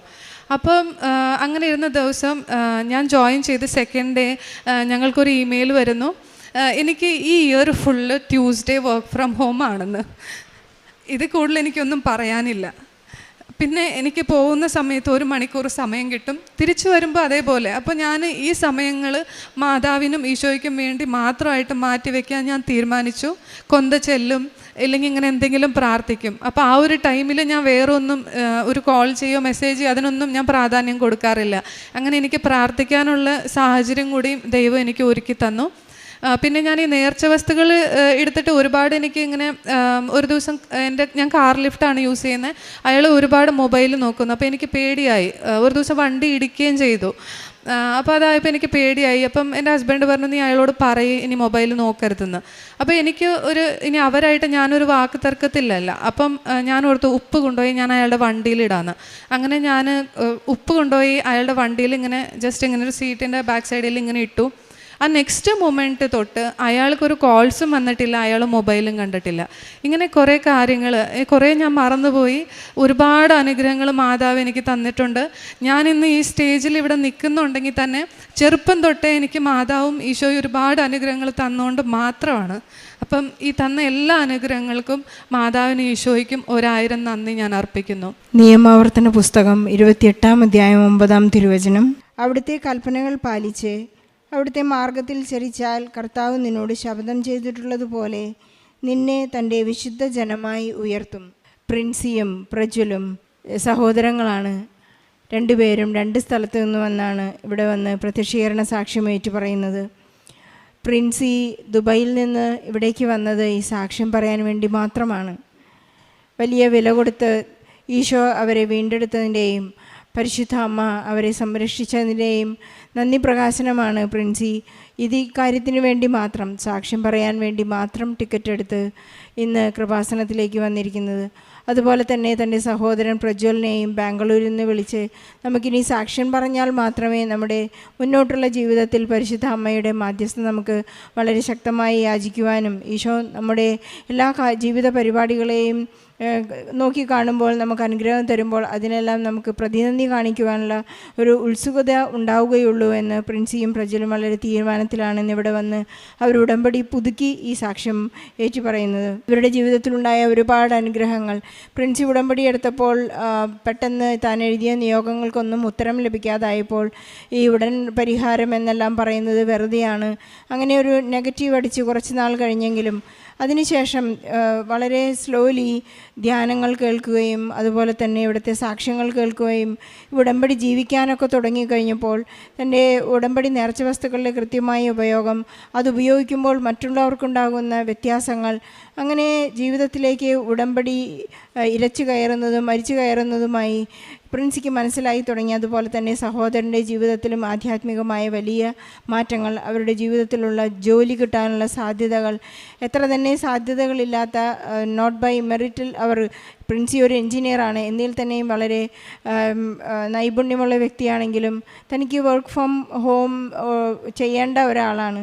പക്ഷേ അതിന് ചൊവ്വാഴ്ച പരിശുദ്ധ അമ്മയുടെ ദിവസം തന്നെ മകൾക്ക് അത് മറ്റു ദിവസങ്ങളിൽ ജോലിക്ക് ഓഫീസിലെത്തണം. പക്ഷേ ട്യൂസ്ഡേ മാത്രം ഈ മകൾക്ക്, ട്യൂസ്ഡേ നമുക്കറിയാവുന്നതുപോലെ അത് ഉടമ്പടി ധ്യാനം അറ്റൻഡ് ചെയ്യേണ്ട ദിവസമാണ്. പരിശുദ്ധ അമ്മയ്ക്ക് വേണ്ടി, ഈശോയ്ക്ക് വേണ്ടി മാറ്റിവെക്കപ്പെട്ടിട്ടുള്ള ദിവസം തന്നെ ആ മകൾക്കൊരു വർക്ക് ഫ്രം ഹോം, ഒരു ഓഫ് ഡേ പോലെ മകൾക്ക് കിട്ടിയിരിക്കുകയാണ്.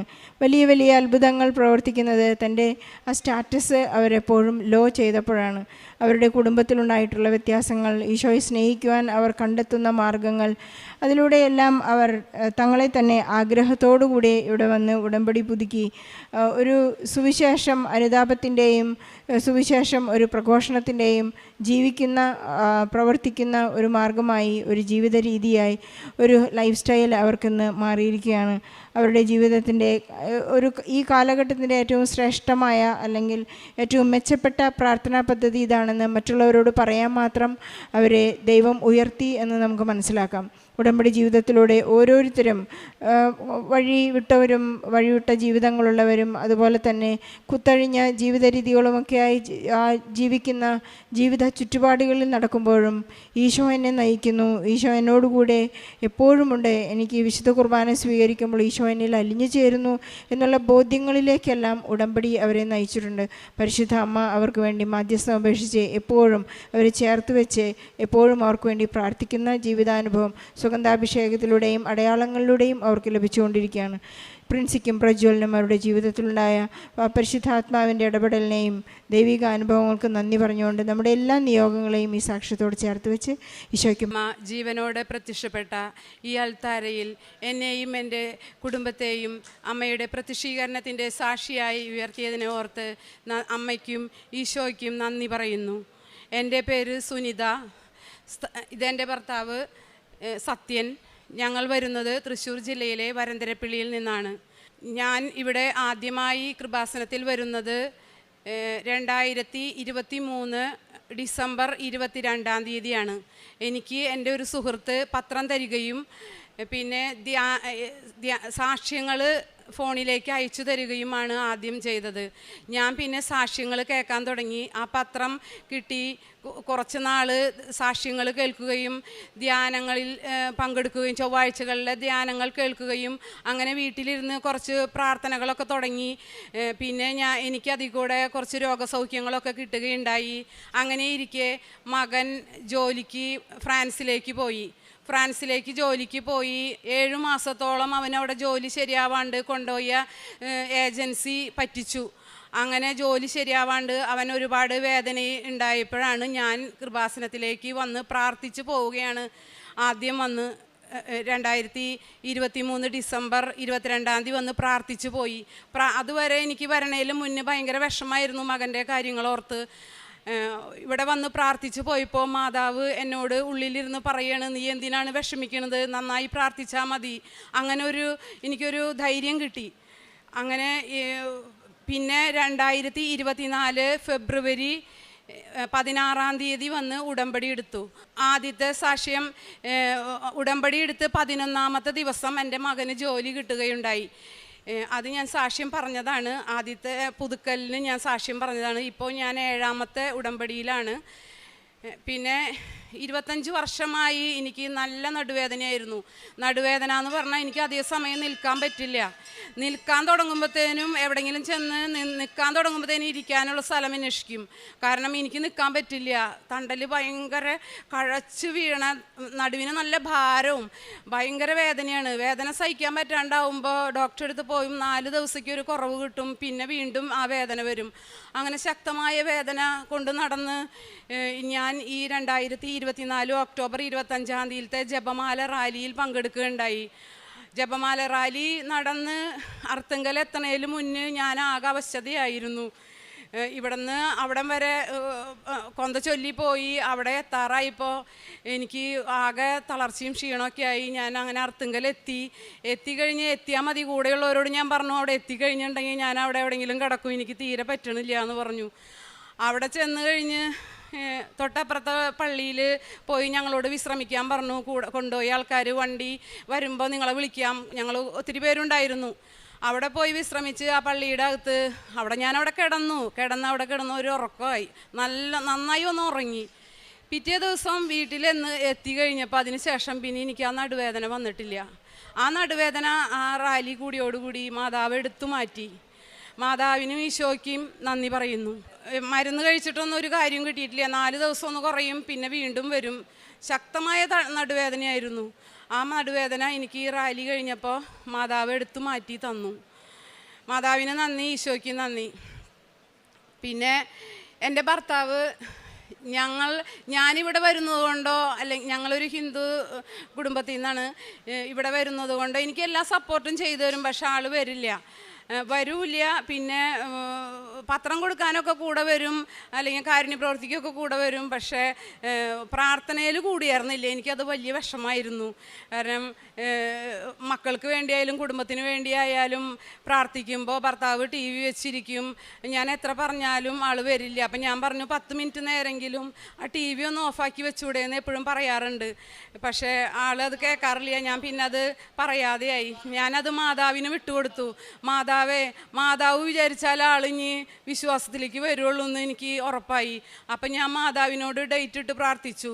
2024 ജൂൺ 13-ാം തീയതിയാണ് ഡേറ്റ് ഇട്ട് പ്രാർത്ഥിച്ചത്. ജൂൺ 13-ാം തീയതി ഡേറ്റ് ഇട്ട് 10 ദിവസത്തിനുള്ളിൽ മാതാവേ, നിൻ്റെ മുൻപിൽ എൻ്റെ ഭർത്താവ് മുട്ടുകുത്തണം, പ്രാർത്ഥനയിലേക്ക് വരണമെന്ന് ഞാൻ തീക്ഷ്ണമായി പ്രാർത്ഥിച്ചു. ഞാൻ ഡേറ്റ് ഇട്ട് പ്രാർത്ഥിച്ചു. 13-ാം തീയതി സന്ധ്യാപ്രാർത്ഥനയിലാണ് പ്രാർത്ഥിച്ചത്. 14-ാം തീയതി സന്ധ്യാപ്രാർത്ഥനയായപ്പോഴത്തേനും ആള് പ്രാർത്ഥനയ്ക്ക് വന്നു. ആൾക്ക് മാതാവ് തന്നെ അതിനുള്ളൊരു വഴിയൊരുക്കി. മാതാവിന് ഈശോയ്ക്കും നന്ദി. പിന്നെ അതിനുശേഷം എല്ലാ ദിവസവും മുട്ടുകുത്തി തന്നെ ആൾ പ്രാർത്ഥനയിൽ പങ്കെടുക്കും. പിന്നെ ആൾക്ക് മുട്ടിന് നല്ല വേദനയായിരുന്നു. മുട്ടിന് വേദന എന്ന് പറഞ്ഞാൽ ഞൊണ്ടി ഭാരമുള്ള ജോലിയാണ് ആൾ ചെയ്യുന്നത്. പക്ഷെ മുട്ട് തെന്നിപ്പോണ ഒരു അവസ്ഥയായിരുന്നു. ചിരട്ട തെറ്റി തെന്നിപ്പോവുക, വീഴാൻ പോവുക, അങ്ങനത്തെ ഒരു അവസ്ഥയായിരുന്നു. പക്ഷെ മുട്ടുകുത്തി പ്രാർത്ഥിക്കാൻ തുടങ്ങിയതോടുകൂടി പിന്നെ മുട്ടുമ്പോൾ തൈലം ഉപയോഗിച്ച് എന്നും സന്ധ്യാപ്രാർത്ഥന കഴിയുമ്പോൾ തൈലം പുരട്ടാറുണ്ട്. അങ്ങനെ പ്രാർത്ഥിച്ചതിനെ തുടർന്ന് പിന്നെ ആ മുട്ടുവേദന ഇപ്പോൾ മാറിപ്പോയി. ഈശോയ്ക്കും മാതാവിനും 1000 നന്ദി പറയുന്നു. പിന്നെ മകന് 2 വർഷം കഴിഞ്ഞപ്പോൾ TRP കാർഡ് പുതുക്കാനായിട്ട് 2024 നവംബർ 18-ാം തീയതി പുതുക്കാനായിട്ട് കൊടുത്തു. നവംബർ 27-ാം തീയതി അവൻ നാട്ടിലേക്ക് ലീവിന് വന്നു. ഡിസംബറും കഴിഞ്ഞ് ജനുവരി 7-ാം തീയതിക്ക് ടിക്കറ്റ് ഇട്ടു, തിരിച്ച് ചെല്ലാൻ പറഞ്ഞു. പഴയ കാർഡിന് ജനുവരി 15-ാം തീയതി വരെ ഡേറ്റ് ഉണ്ടായിരുന്നുള്ളൂ. പുതിയ കാർഡ് പുതുക്കിയെന്ന് പറഞ്ഞൊരു മെയിലും വന്നിട്ടില്ല. അപ്പോൾ അതുകൊണ്ട് അവൻ 15-ാം തീയതിക്കുള്ളിൽ 7-ാം തീയതി ടിക്കറ്റ് കിട്ടിയെങ്കിലും 15-ാം തീയതിക്കുള്ളിൽ പുതിയ കാർഡിൻ്റെ മെയിൽ വന്നില്ല എന്നുണ്ടെങ്കിൽ തിരിച്ചു വരേണ്ടി വരും എന്ന് പറഞ്ഞിട്ടാണ് പോയത്. 4 ദിവസം കഴിയുമ്പോൾ തിരിച്ചു വരും. അപ്പം ഞാൻ 7-ാമത്തെ ഉടമ്പടി പുതുക്കാനായിട്ട് വന്നപ്പോൾ ആദ്യത്തെ നിയോഗമായിട്ട് വെച്ചത് എൻ്റെ മകൻ്റെ കാർഡ് എത്രയും വേഗം പുതുക്കി തരണേ മാതാവേ. പോയിട്ട് തിരിച്ച് 4 ദിവസം കഴിയുമ്പോഴത്തേനും തിരിച്ചു വരേണ്ട അവസ്ഥ വരുത്തരുത്. മാതാവ് വാങ്ങിക്കൊടുത്ത ജോലിയാണ്. മാതാവ് തന്നെ എൻ്റെ മകനെ അതിൽ പിടിച്ചു നിർത്തണം. ബുദ്ധിമുട്ടുകളൊന്നും ഉണ്ടാവരുത് മാതാവേ. പോയിട്ട് അപ്പം തന്നെ തിരിച്ചു വരേണ്ട അവസ്ഥ വരരുതെന്ന് ഞാൻ പ്രാർത്ഥിച്ചായിരുന്നു. അതും ഞാൻ ഡേറ്റ് ഇട്ട് പ്രാർത്ഥിച്ചു. 10 ദിവസത്തിനുള്ളിൽ കാർഡിന് മെയിൽ വരണം, പുതുക്കിയ മെയിൽ വരണം എന്നും പറഞ്ഞ് പ്രാർത്ഥിച്ചു. 7-ാം തീയതി മകൻ കയറിപ്പോയി. 8-ാം തീയതി പാരീസിൽ ചെന്ന് ഫ്ലൈറ്റ് ഇറങ്ങി. അപ്പം തന്നെ മകൻ എന്നെ വിളിച്ചു, അമ്മേ കാർഡ് പുതുക്കിയ മെയിൽ വന്നു, സമാധാനമായി, ഇനി തിരിച്ചു വരണ്ട, മാതാവ് കാത്തു എന്ന് മകൻ പറഞ്ഞു. മകൻ്റെ ജോലി കാര്യത്തിന് വേണ്ടി ഉടമ്പടി എടുത്തുകൊണ്ട് മകൻ വിശ്വാസത്തിലേക്ക് വന്നു. അത് ഞാൻ മുന്നത്തെ സാക്ഷ്യത്തിൽ പറഞ്ഞിട്ടുള്ളതാണ്.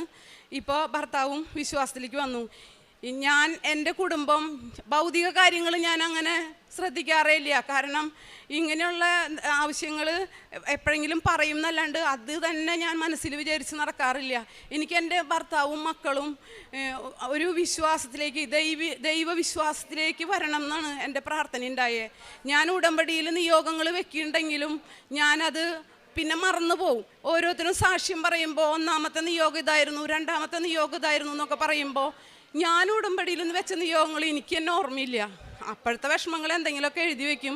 അത് എല്ലാ കള്ളിയിലൊന്നും ഞാൻ എഴുതാറുമില്ല. അങ്ങനെയാണ് ഞാൻ ചെയ്യാറ്.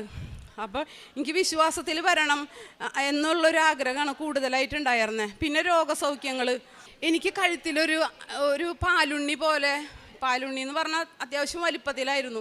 അത് കഴുത്തും കൂടി ചരിക്കുമ്പോഴൊക്കെ മടങ്ങുമ്പോഴൊക്കെ നല്ല വേദനയായിരുന്നു. പിന്നെ തുടുത്ത് ഇങ്ങനെ വീർത്തിരിക്കുകയായിരുന്നു, നല്ല വേദനയാണ്.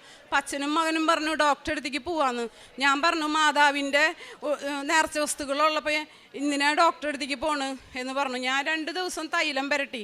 അപ്പോൾ എനിക്കത് തിരിച്ച വേദന പോലെ തോന്നി. അപ്പം എൻ്റെ മനസ്സിൽ തോന്നി, നീ ഉപ്പും തൈലവും കൂടി കൂട്ടി പുരട്ടുന്ന് മാതാവ് എന്നോട് മനസ്സിൽ തോന്നിച്ചു. ഉപ്പും തൈലവും കൂടി പുരട്ടി 4 ദിവസം പുരട്ടിയുള്ളൂ. അത് കരിഞ്ഞ് അവിടെ നിന്ന് അടർന്നു പോയി. അങ്ങനെ ഒരു രോഗസൗഖ്യം കിട്ടിയിട്ടുണ്ട്. പിന്നെ എൻ്റെ ഈ വിരലിന് ഭയങ്കര വേദനയായിരുന്നു. വേദന എന്ന് പറഞ്ഞാൽ തലമുടി പോലും തൊടുമ്പോൾ ഭയങ്കര വേദന, ഞരമ്പ് വലിഞ്ഞ് മുറുങ്ങണ വേദന. ആ വേദന ഈ കൈമയ്ക്കും ഈ ഷോള് വരെ കയറും. ഒട്ടും ഈ കൈ കൊണ്ടൊന്നും ചെയ്യാൻ പറ്റുന്നുണ്ടായില്ല. അങ്ങനെ ഒരു വേദനയായിരുന്നു. അപ്പം ഞാനിവിടെ ഒരു ചേച്ചി സാക്ഷ്യം പറയണത് കേട്ടു. ആ ചേച്ചിക്ക് ഇതുപോലെ വേദനയായിട്ട് ഡോക്ടറെ കണ്ടപ്പോൾ ഓപ്പറേഷൻ വേണമെന്ന് പറഞ്ഞു. ഞരമ്പിൻ്റെ എന്തോ കുഴപ്പമാണെന്ന് പറഞ്ഞേ, ഓപ്പറേഷൻ വേണമെന്ന് പറഞ്ഞു. അപ്പോൾ ഞാനത് കേട്ടപ്പോൾ അതേ അവസ്ഥ തന്നെയാണല്ലോ എനിക്കും. ഞാൻ ഡോക്ടറെ അടുത്തേക്ക് പോയില്ല. എനിക്കിപ്പോൾ ഒരു അസുഖങ്ങളും ഇല്ല. ഉടമ്പടി എടുത്തതിന് ശേഷം ഒരു അസുഖങ്ങളും വരുന്നില്ല. ഞാൻ ചെറിയ അസുഖങ്ങൾ വന്നാലും ഡോക്ടറെ അടുത്തേക്ക് പോവില്ല. ഉടമ്പടി നേർച്ച വസ്തുക്കൾ മാത്രമാണ് ഞാൻ എൻ്റെ കുടുംബത്തിലുള്ളവരെല്ലാവരും ഉപയോഗിക്കുന്നത്.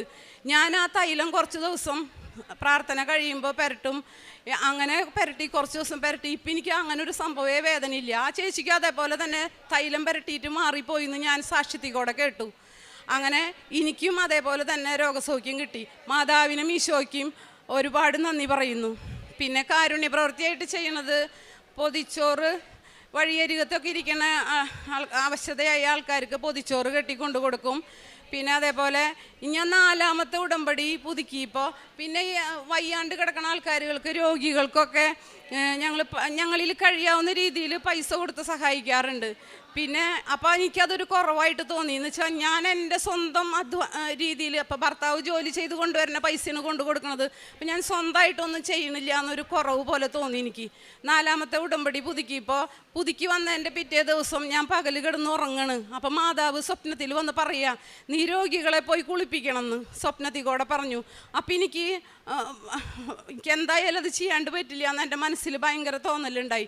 അങ്ങനെ ഞങ്ങൾ കൃപാസനത്തിൽ ഉടമ്പടി എടുത്ത കുറച്ച് ആൾക്കാർ അവിടെ ഒരു ഗ്രൂപ്പ് ഉണ്ടാക്കിയിട്ടുണ്ട്. ആ ഗ്രൂപ്പിൽ എന്നെയും കൂടി ആഡ് ചെയ്ത് ഞങ്ങൾ അങ്ങനെ പീസ് ഹോം എന്ന് പറഞ്ഞ സ്ഥലത്ത് പോയി ശുശ്രൂഷ ചെയ്യുന്നു. അവിടെ രോഗികളെ കുളിപ്പിക്കുകയും അവർക്ക് വേണ്ട കാര്യങ്ങളൊക്കെ ചെയ്തു കൊടുക്കുന്നു. പിന്നെ പ്രേക്ഷിത പ്രവർത്തനം എല്ലാ മാസവും പത്രം വാങ്ങിക്കും. പത്രം വാങ്ങിച്ച് ആദ്യമൊക്കെ ഓട്ടോ സ്റ്റാൻഡിലും അവിടെ ഇവിടേക്കാണ് കൊടുത്തിരുന്നത്. പിന്നെ എനിക്ക് തോന്നി കൊടുത്ത ആൾക്കാർക്ക് തന്നെ കൊടുക്കുമ്പോൾ അതൊരു ഇതില്ല, അവർക്ക് അറിയാവുന്നതാണല്ലോ. അപ്പം അതുകൊണ്ട് നല്ല തിരക്കുള്ള ടൗണുകളിൽ ചെന്നിട്ട് നടന്ന് വരുന്ന രോഗികൾക്ക്, റോഡിൻ്റെ സൈഡിൽ കൂടെ നടന്ന് വരുന്ന ആൾക്കാരുകൾക്ക് പത്രം കൊടുക്കും. പിന്നെ എല്ലാ ചൊവ്വാഴ്ചയും ധ്യാനം കാണും. ധ്യാനം ഷെയർ ചെയ്യും, സ്റ്റാറ്റസ് ഇടും. പിന്നെ ഡെയിലി ബ്രെഡ്, എല്ലാ ദിവസവും ഡെയിലി ബ്രെഡ് കാണും, സ്റ്റാറ്റസ് ഇടും, ഷെയർ ചെയ്യും. അങ്ങനെ പിന്നെ ആത്മീയ ജീവിതത്തിൽ വന്ന മാറ്റം എന്ന് പറയുന്നത് ഒരുപാട് മാറ്റങ്ങൾ വന്നിട്ടുണ്ട്. കാരണം എനിക്കാണെങ്കിൽ പെട്ടെന്ന് എന്തെങ്കിലും കേട്ടാൽ പ്രതികരിക്കണ സ്വഭാവം, ദേഷ്യമൊക്കെ ഉള്ള സ്വഭാവമായിരുന്നു. ഇപ്പോൾ അതിലൊക്കെ ഒരുപാട് മാറ്റങ്ങൾ വന്നു. പിന്നെ സ്വന്തം കാര്യം നോക്കി മറ്റുള്ളവരുടെ കാര്യങ്ങളൊന്നും അങ്ങനെ അവരുടെ ബുദ്ധിമുട്ടുകളൊന്നും കേൾക്കും എന്നല്ലാതെ ഞാൻ അങ്ങനെ അധികം ചെവി കൊടുക്കാറില്ല. ഇപ്പോൾ മറ്റുള്ളവരുടെ വിഷമങ്ങൾ കാണുമ്പോഴുള്ളൊരു നമുക്കൊരു വേദനയിൽ, അവരുടെ വേദനയിൽ പങ്കുചേരുക, അവർക്ക് വേണ്ട സഹായങ്ങൾ ചെയ്തു കൊടുക്കുക. ആത്മീയമായ ഒരുപാട് മാറ്റങ്ങൾ എനിക്ക് സംഭവിച്ചിട്ടുണ്ട്.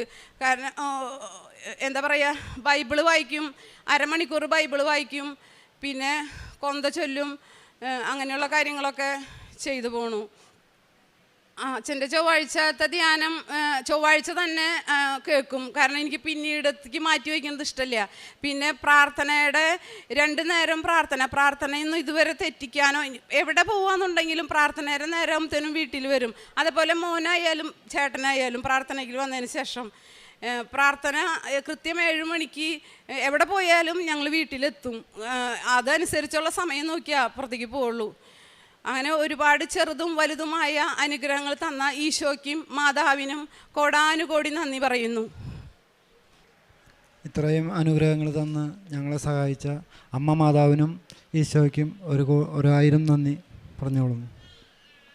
ഉടമ്പടിയിലൂടെ ദൈവം ഒരാളെ സ്വന്തമായി കരുതുന്നു. ഉൽപ്പത്തി പുസ്തകം 15-ാം അധ്യായം 18-ാം വചനമാണ്. ദൈവത്തിൻ്റെ മനുഷ്യനോടുള്ള ഒരു ബന്ധമാണ് ഉടമ്പടി, ഒരു വിശ്വാസത്തിൻ്റെ ഒരു ബന്ധം. ദൈവത്തിൻ്റെ പ്രശംസ ലഭിക്കുന്നത് വലിയ വലിയ പ്രവൃത്തികളിലൂടെയല്ല, വിശ്വാസത്തിലും അനുസരണയിലും നിന്നാണ്. നമ്മൾ പലപ്പോഴും വിചാരിക്കും ഫലം കാണുമെന്ന് ആഗ്രഹിക്കുന്നു. പക്ഷേ ദൈവം ചിലപ്പോൾ നമ്മളോട് കാത്തിരിക്കാനാണ് പറയുന്നത്. വിശ്വാസത്തോടെ കാത്തിരിക്കുമ്പോഴാണ് അത് ദൈവത്തിന് പ്രസാദകരമാകുന്നത്. അസാധ്യമാണെന്ന് തോന്നുന്ന കാര്യങ്ങൾ സാധ്യമാക്കി തരുന്ന ഒരു ദൈവമാണ് നമ്മുടെ കൂടെയുള്ളത്. പ്രശ്നങ്ങളും പ്രതിസന്ധികളുമായാലും ദൈവത്തിൻ്റെ വാഗ്ദാനങ്ങളിൽ നമ്മൾ ഉറച്ചു നിൽക്കുമ്പോൾ, ആ വിശ്വാസത്തിൽ ഉറച്ചു നിൽക്കുമ്പോഴാണ് ദൈവം ഒരാളെ സ്വന്തമായി കരുതുന്നത്. അങ്ങനെയുള്ളൊരു വലിയ സാക്ഷ്യമാണ് സുനിത സത്യൻ എന്ന മകൾ നമ്മളോട് സാക്ഷ്യപ്പെടുത്തിയത്. ദൈവത്തിന് സ്വന്തമായി കരുതിയ ഈ മക്കൾ 7 പ്രാവശ്യം പുതുക്കി ഇന്നിപ്പോൾ പരിശുദ്ധ അമ്മയുടെ സന്നിധിയിൽ വന്നത്. ഈ മകൾ വീണ്ടും വീണ്ടും ആവർത്തിച്ചെന്നോട് പറഞ്ഞത്, ഭൗതിക കാര്യങ്ങളെക്കാളും ഞാൻ കൂടുതൽ പ്രാർത്ഥിച്ചത് എൻ്റെ ഭർത്താവും എൻ്റെ മക്കളും വിശ്വാസത്തിൽ വരണമെന്നാണ്. ഈ അമ്മയാണ് മക്കളെയും ഭർത്താവിനെയും എല്ലാം വിശ്വാസത്തിൽ വരുവാനും നയിക്കുവാനും പ്രാർത്ഥിച്ച് ഇവർക്ക് വേണ്ടി പ്രാർത്ഥിക്കുകയായിരുന്നു. നമ്മുടെ കുടുംബങ്ങളിലും നമ്മുടെ മക്കളെയും വിശ്വാസത്തിൽ വളർത്തുവാൻ നമുക്ക് ശ്രമിക്കാം. ഇനിയും മുന്നോട്ട് ഉടമ്പടി ജീവിതം നയിക്കുമ്പോൾ ഈ മക്കൾ നമ്മൾ പറഞ്ഞതുപോലെ തന്നെ ഭൗതിക കാര്യങ്ങളിൽ നിന്നെല്ലാം വിട്ട് എല്ലാം ഈശോയ്ക്ക് വിട്ടുകൊടുക്കാം. നമുക്ക് കൂടുതലും ആത്മീയതയിലേക്ക് വളരുവാനും ഈശോയെ അമ്മയും കൂടുതൽ സ്നേഹിക്കുവാനും നമ്മൾക്കും ശ്രമിക്കാം. ഉടമ്പടിയിലൂടെ ദൈവം ഒരാളെ സ്വന്തമായി കരുതുമ്പോൾ നമ്മൾ സ്വന്തമായി കരുതാനായിട്ട് അതിന് മാത്രം ദൈവത്തിൻ്റെ പ്രശംസ ലഭിക്കാൻ തക്കവിധം പ്രവർത്തിക്കണമെന്നാണ് റോമൻസ് 2-9-ാം അധ്യായം 9-ാം വചനം പറയുന്നത്. ദൈവത്തിൻ്റെ പ്രശംസ ലഭിക്കാൻ തക്കവിധം പ്രവർത്തിക്കുക എന്നാണ്. നമ്മുടെ ജീവിതത്തിലും ദൈവത്തിൻ്റെ പ്രശംസ ലഭിക്കാൻ തക്കവിധം നമ്മുടെ ഉടമ്പടി ജീവിതം ആത്മാർത്ഥതയോടെ വിശ്വാസത്തിലുപരി വിശ്വസ്തയോടെ മുന്നോട്ട് നയിക്കുവാൻ നമുക്ക് സാധിക്കട്ടെ എന്ന് പ്രാർത്ഥിക്കാം. പരിശുദ്ധ അമ്മയുടെ മാധ്യസ്ഥതയിൽ ദൈവവാഗ്ദാനത്തിൽ വിശ്വസിച്ച് ക്ഷമയോടെ നമ്മൾക്ക് ഉടമ്പടി ജീവിതം മുന്നോട്ട് നയിക്കാം. സുനിത സത്യനും കുടുംബത്തിന് ലഭിച്ച എല്ലാ അനുഗ്രഹങ്ങൾക്കും നമ്മൾക്ക് കരങ്ങളടിച്ച് ദൈവത്തെ മഹത്വപ്പെടുത്താം. യേശുവേ നന്ദി, യേശുവേ സ്തുതി. മനുഷ്യരുടെ മുന്നിൽ എന്നെ ഏറ്റുപറയുന്നവനെ എൻ്റെ സ്വർഗസ്വനായ പിതാവിൻ്റെ മുമ്പിൽ ഞാനും ഏറ്റുപറയും. എൻ്റെ പേര് എല്ല. ഞങ്ങൾ ഇതെൻ്റെ പപ്പയാണ്, ഇതെൻ്റെ അമ്മയാണ്. ഞങ്ങൾ മൂവാറ്റുപുഴയിൽ നിന്നാണ് വരുന്നത്. ഞങ്ങൾ യാക്കോബായ സഭയിൽ അംഗങ്ങളാണ്. ഞാൻ അമ്മ ജീവനോട് പ്രത്യക്ഷപ്പെട്ട ഈ അൾത്താരയിൽ നിന്നുകൊണ്ട് എൻ്റെ കുടുംബത്തോടു കൂടി എനിക്ക് സാക്ഷ്യം പറയാൻ ഭാഗ്യം തന്നതിൽ അമ്മയ്ക്കും ഈശോയ്ക്കും കോടാനുകൂടി നന്ദി. എൻ്റെ അമ്മ 2022 തൊട്ട് ഉടമ്പടിയിലാണ്.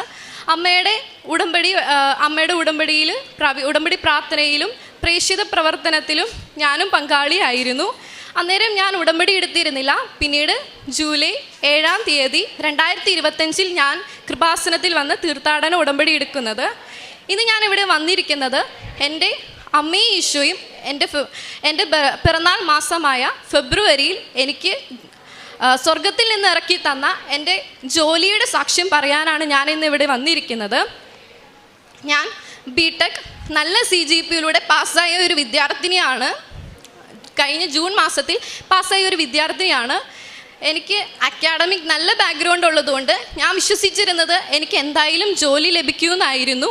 ഞാൻ എൻ്റെ മെറിറ്റിലാണ് പൂർണ്ണമായി വിശ്വസിച്ചിരുന്നത്. പക്ഷേ ഞാൻ 100 കണക്കിന് ആപ്ലിക്കേഷൻ അയച്ചിട്ടും റെഫറലിന് വേണ്ടി ഒത്തിരി പേരോട് ആവശ്യപ്പെട്ടിട്ടും ക്യാമ്പസ് പ്ലേസ്മെൻറ്റിൽ ഓരോ റൗണ്ടിൽ എത്തിപ്പെട്ടിട്ടും എല്ലായിടത്തും എനിക്ക് ഫെയിലിയേഴ്സും റിജക്ഷൻസും ആണ് കിട്ടിയിരുന്നത്. എൻ്റെ കൂടെയുള്ള എല്ലാവരും എൻ്റെ പല മേഖലകളിൽ, പല സ്ഥലങ്ങളിൽ, പല കമ്പനിയിൽ ജോയിൻ ചെയ്യുകയും പള്ളിയിൽ പോയാലും എവിടെ പോയാലും എല്ലാവരുടെയും ചോദ്യങ്ങൾക്ക് ജോലി ആയില്ലേ എന്ന ചോദ്യങ്ങൾക്ക് ഉത്തരം പറഞ്ഞ് ഞാൻ വളരെയധികം ഒറ്റപ്പെടലായി. അതിനുശേഷമാണ് ഞാൻ കൃപാസനത്തിൽ വന്ന് ഉടമ്പടി എടുക്കുന്നത്. പിന്നീട് ഒരു പുതുക്കലിന് ശേഷം ഞാൻ ഡിസംബർ 7-ാം തീയതി അമ്മ പ്രത്യക്ഷപ്പെട്ട ഈ സന്നിധിയിൽ അമ്മയെ ഈശോപ്പച്ചനെ മുത്തുവാൻ വന്ന അവസരത്തിൽ ഞാൻ ഇവിടെ വന്ന് അമ്മയെ ഈശോപ്പച്ചനെ മുത്തിക്കൊണ്ട് പറഞ്ഞു, എത്ര താമസിച്ചാലും അമ്മയെ ഈശോപ്പച്ചനും എനിക്ക് ഒരു ജോലി തരുമെന്ന് എനിക്ക് ഉറപ്പാണ്. അമ്മയ്ക്ക് ഈശോപ്പച്ചനും എന്നെക്കുറിച്ചൊരു പദ്ധതി ഉണ്ടെന്ന് എനിക്ക് മനസ്സിലായി. അതൊരിക്കലും നാശത്തിന് വേണ്ടിയല്ല, ക്ഷേമത്തിന് വേണ്ടിയുള്ള പദ്ധതിയാണെന്ന് എനിക്കറിയാം. അതുകൊണ്ട് ജോലി എത്ര താമസിച്ചാലും അമ്മയും ഈശോപ്പച്ചനും എനിക്ക് തരുമെന്ന് ഉറപ്പുള്ളത് കൊണ്ട് ഞാൻ ഇന്ന് നന്ദി പറഞ്ഞിട്ടാണ് ഇവിടെ നിന്ന് പോയിരുന്നത്. പിന്നീട് ഡിസംബർ 15-ാം തീയതി ഞാൻ ബഹുമാനപ്പെട്ട ജോസഫ് അച്ഛനെ കാണുവാൻ വന്നു. അച്ഛൻ്റെ ബ്ലെസ്സിങ്ങിൻ്റെ സമയത്ത് ഞാൻ അച്ഛനോട് ഞാൻ ഇനി പഠിക്കണോ അതോ ജോലിക്ക് തന്നെ ശ്രമിക്കണമോ എന്ന് ചോദിച്ചു. അതിനെ തുടർന്ന് അച്ഛൻ എന്നോട് ഒരു നമ്പർ പറയുവാൻ ആവശ്യപ്പെട്ടു. അപ്പോൾ ഞാൻ 7 എന്നൊരു നമ്പർ പറയുകയും അച്ഛൻ അമ്മയെ നോക്കിക്കൊണ്ട് 7-ൽ നടക്കുമെന്ന് എന്നോട് പറഞ്ഞു. പക്ഷേ ഏത് ദിവസമാണോ മാസമാണോ തീയതിയാണോ എന്നൊന്നും എനിക്ക് മനസ്സിലായില്ലായിരുന്നു. അത് കഴിഞ്ഞ് പിന്നെ ഞാൻ എൻ്റെ പ്രാർത്ഥനയിൽ കൂടുതൽ ശക്തീകരിക്കും, എൻ്റെ പ്രേക്ഷിത പ്രവർത്തനം കൂടുതൽ ആഴപ്പെടുകയും ഞാൻ അമ്മയോട് ഈശോപ്പച്ചനോടും ഒരു സോഫ്റ്റ്വെയർ കമ്പനിയിൽ എനിക്ക് ജോലി കിട്ടണമെങ്കിൽ അത് 4-5 റൗണ്ട് പാസ്സായിട്ട് വേണം ജോലിക്ക് കയറുവാൻ. അമ്മയെ ഈശോപ്പച്ചനും അമ്മയുടെ ഈശോപ്പച്ചനെയും ഉടമ്പടിയുടെ ഫാക്ടേഴ്സായ ലൈറ്റ് വെയ്റ്റിങ്ങും ടൈം ഷോർട്ടിങ്ങിലൂടെ ഒരു ജോലി തരണമെന്ന് ഞാൻ കഠിനമായി പ്രാർത്ഥിച്ചു. അതിനെ തുടർന്ന് എനിക്ക് ഒറ്റ ഇൻ്റർവ്യൂവിൽ തന്നെ എന്നെ ഡിസംബർ 17-ാം തീയതി ഒരു HR വിളിക്കുകയും, ഒരു പ്രമുഖ കമ്പനി ക്ലേസിസ് എന്ന കമ്പനിയിൽ ഒരു HR വിളിക്കുകയും ഞാൻ പഠിച്ചിട്ടില്ലാത്തൊരു മേഖലയിൽ എനിക്കൊരു ഡെവലപ്പർ പൊസിഷനായിട്ട് എന്നെ ഇൻ്റർവ്യൂവിന് ഷെഡ്യൂൾ ചെയ്യുകയും ചെയ്തു. പിറ്റേന്ന് ഡിസംബർ 18-ാം തീയതി ആ ഇൻ്റർവ്യൂവിൻ്റെ സമയത്ത് ഞാൻ അമ്മയുടെ സാന്നിധ്യമുണ്ടെന്ന് മനസ്സിലാക്കുവാൻ വേണ്ടി ഗ്രേ കളർ ഡ്രസ്സിട്ട് ഒരു മാം ആയിരിക്കണം എൻ്റെ ഇൻ്റർവ്യൂ എന്ന് ഞാൻ പറഞ്ഞിരുന്നു. അതിൻ പ്രകാരം അമ്മ പ്രത്യക്ഷപ്പെട്ട സമയമായ 2:30 തന്നെ എൻ്റെ ഇൻ്റർവ്യൂ നടക്കുകയും ആ സമയത്ത് എൻ്റെ ഇൻ്റർവ്യൂർ ഒരു മാമും അതേപോലെ തന്നെ ഞാൻ ആവശ്യപ്പെട്ടതുപോലെ എൻ്റെ ഇൻ്റർവ്യൂർ ഗ്രേ ഡ്രസ് ഇട്ടാണ് അന്ന് വരുന്നത്. എൻ്റെ ഇൻ്റർവ്യൂവിൻ്റെ സമയത്ത് ഞാൻ ഉടമ്പടി വസ്തുക്കളായ ഉപ്പ് മേശയുടെ അടിയിൽ ഇടുകയും വിശ്വാസ പ്രമാണം ചൊല്ലി തൈലം പൂശുകയും ലാപ്ടോപ്പിലും എൻ്റെ നാവിൽ പൂശുകയും 2 തിരി നീലയും പച്ചത്തിരിയും കത്തിച്ചിട്ടാണ് ഞാൻ ഇൻ്റർവ്യൂ അറ്റൻഡ് ചെയ്തത്. എനിക്ക് ഇൻ്റർവ്യൂ അത്ര സുഖകരമല്ലായിരുന്നു. എനിക്കറിയില്ലാത്തൊരു ഒരുപാട് പോർഷനിൽ നിന്ന് എന്നോട് ചോദ്യം ചോദിച്ചു. പക്ഷേ ഞാൻ എൻ്റെ ഇൻ്റർവ്യൂ പൂർണ്ണമായി എൻ്റെ അമ്മയ്ക്കും ഈശോയ്ക്കും ഞാൻ സമർപ്പിച്ചു. പിന്നീട് ജനുവരി 13-ാം തീയതി ചൊവ്വാഴ്ച എന്നെ ആ കമ്പനിയിൽ നിന്ന് HR വീണ്ടും വിളിച്ചു. ഞാൻ 1 മാസത്തെ ട്രെയിനിങ്ങിലേക്ക് ഞാൻ സെലക്റ്റായി എന്നും ആ ട്രെയിനിങ് സമയത്ത് എൻ്റെ പെർഫോമൻസ് അസസ് ചെയ്തിട്ടാണ് എന്നെ പെർമനൻറ്റ് എംപ്ലോയി ആയി എടുക്കുകയോ ഇല്ലേ എന്ന് തീരുമാനിക്കൂ എന്ന് പറയുകയും ചെയ്തു. അതിനെ തുടർന്ന് എൻ്റെ ട്രെയിനിങ് ആരംഭിച്ചു. ആ സമയത്ത് എൻ്റെ കൂടെ ഒരു ഫ്രണ്ടും ഒരു കമ്പനിയിലേക്ക് സെലക്ട് ആയിരുന്നു.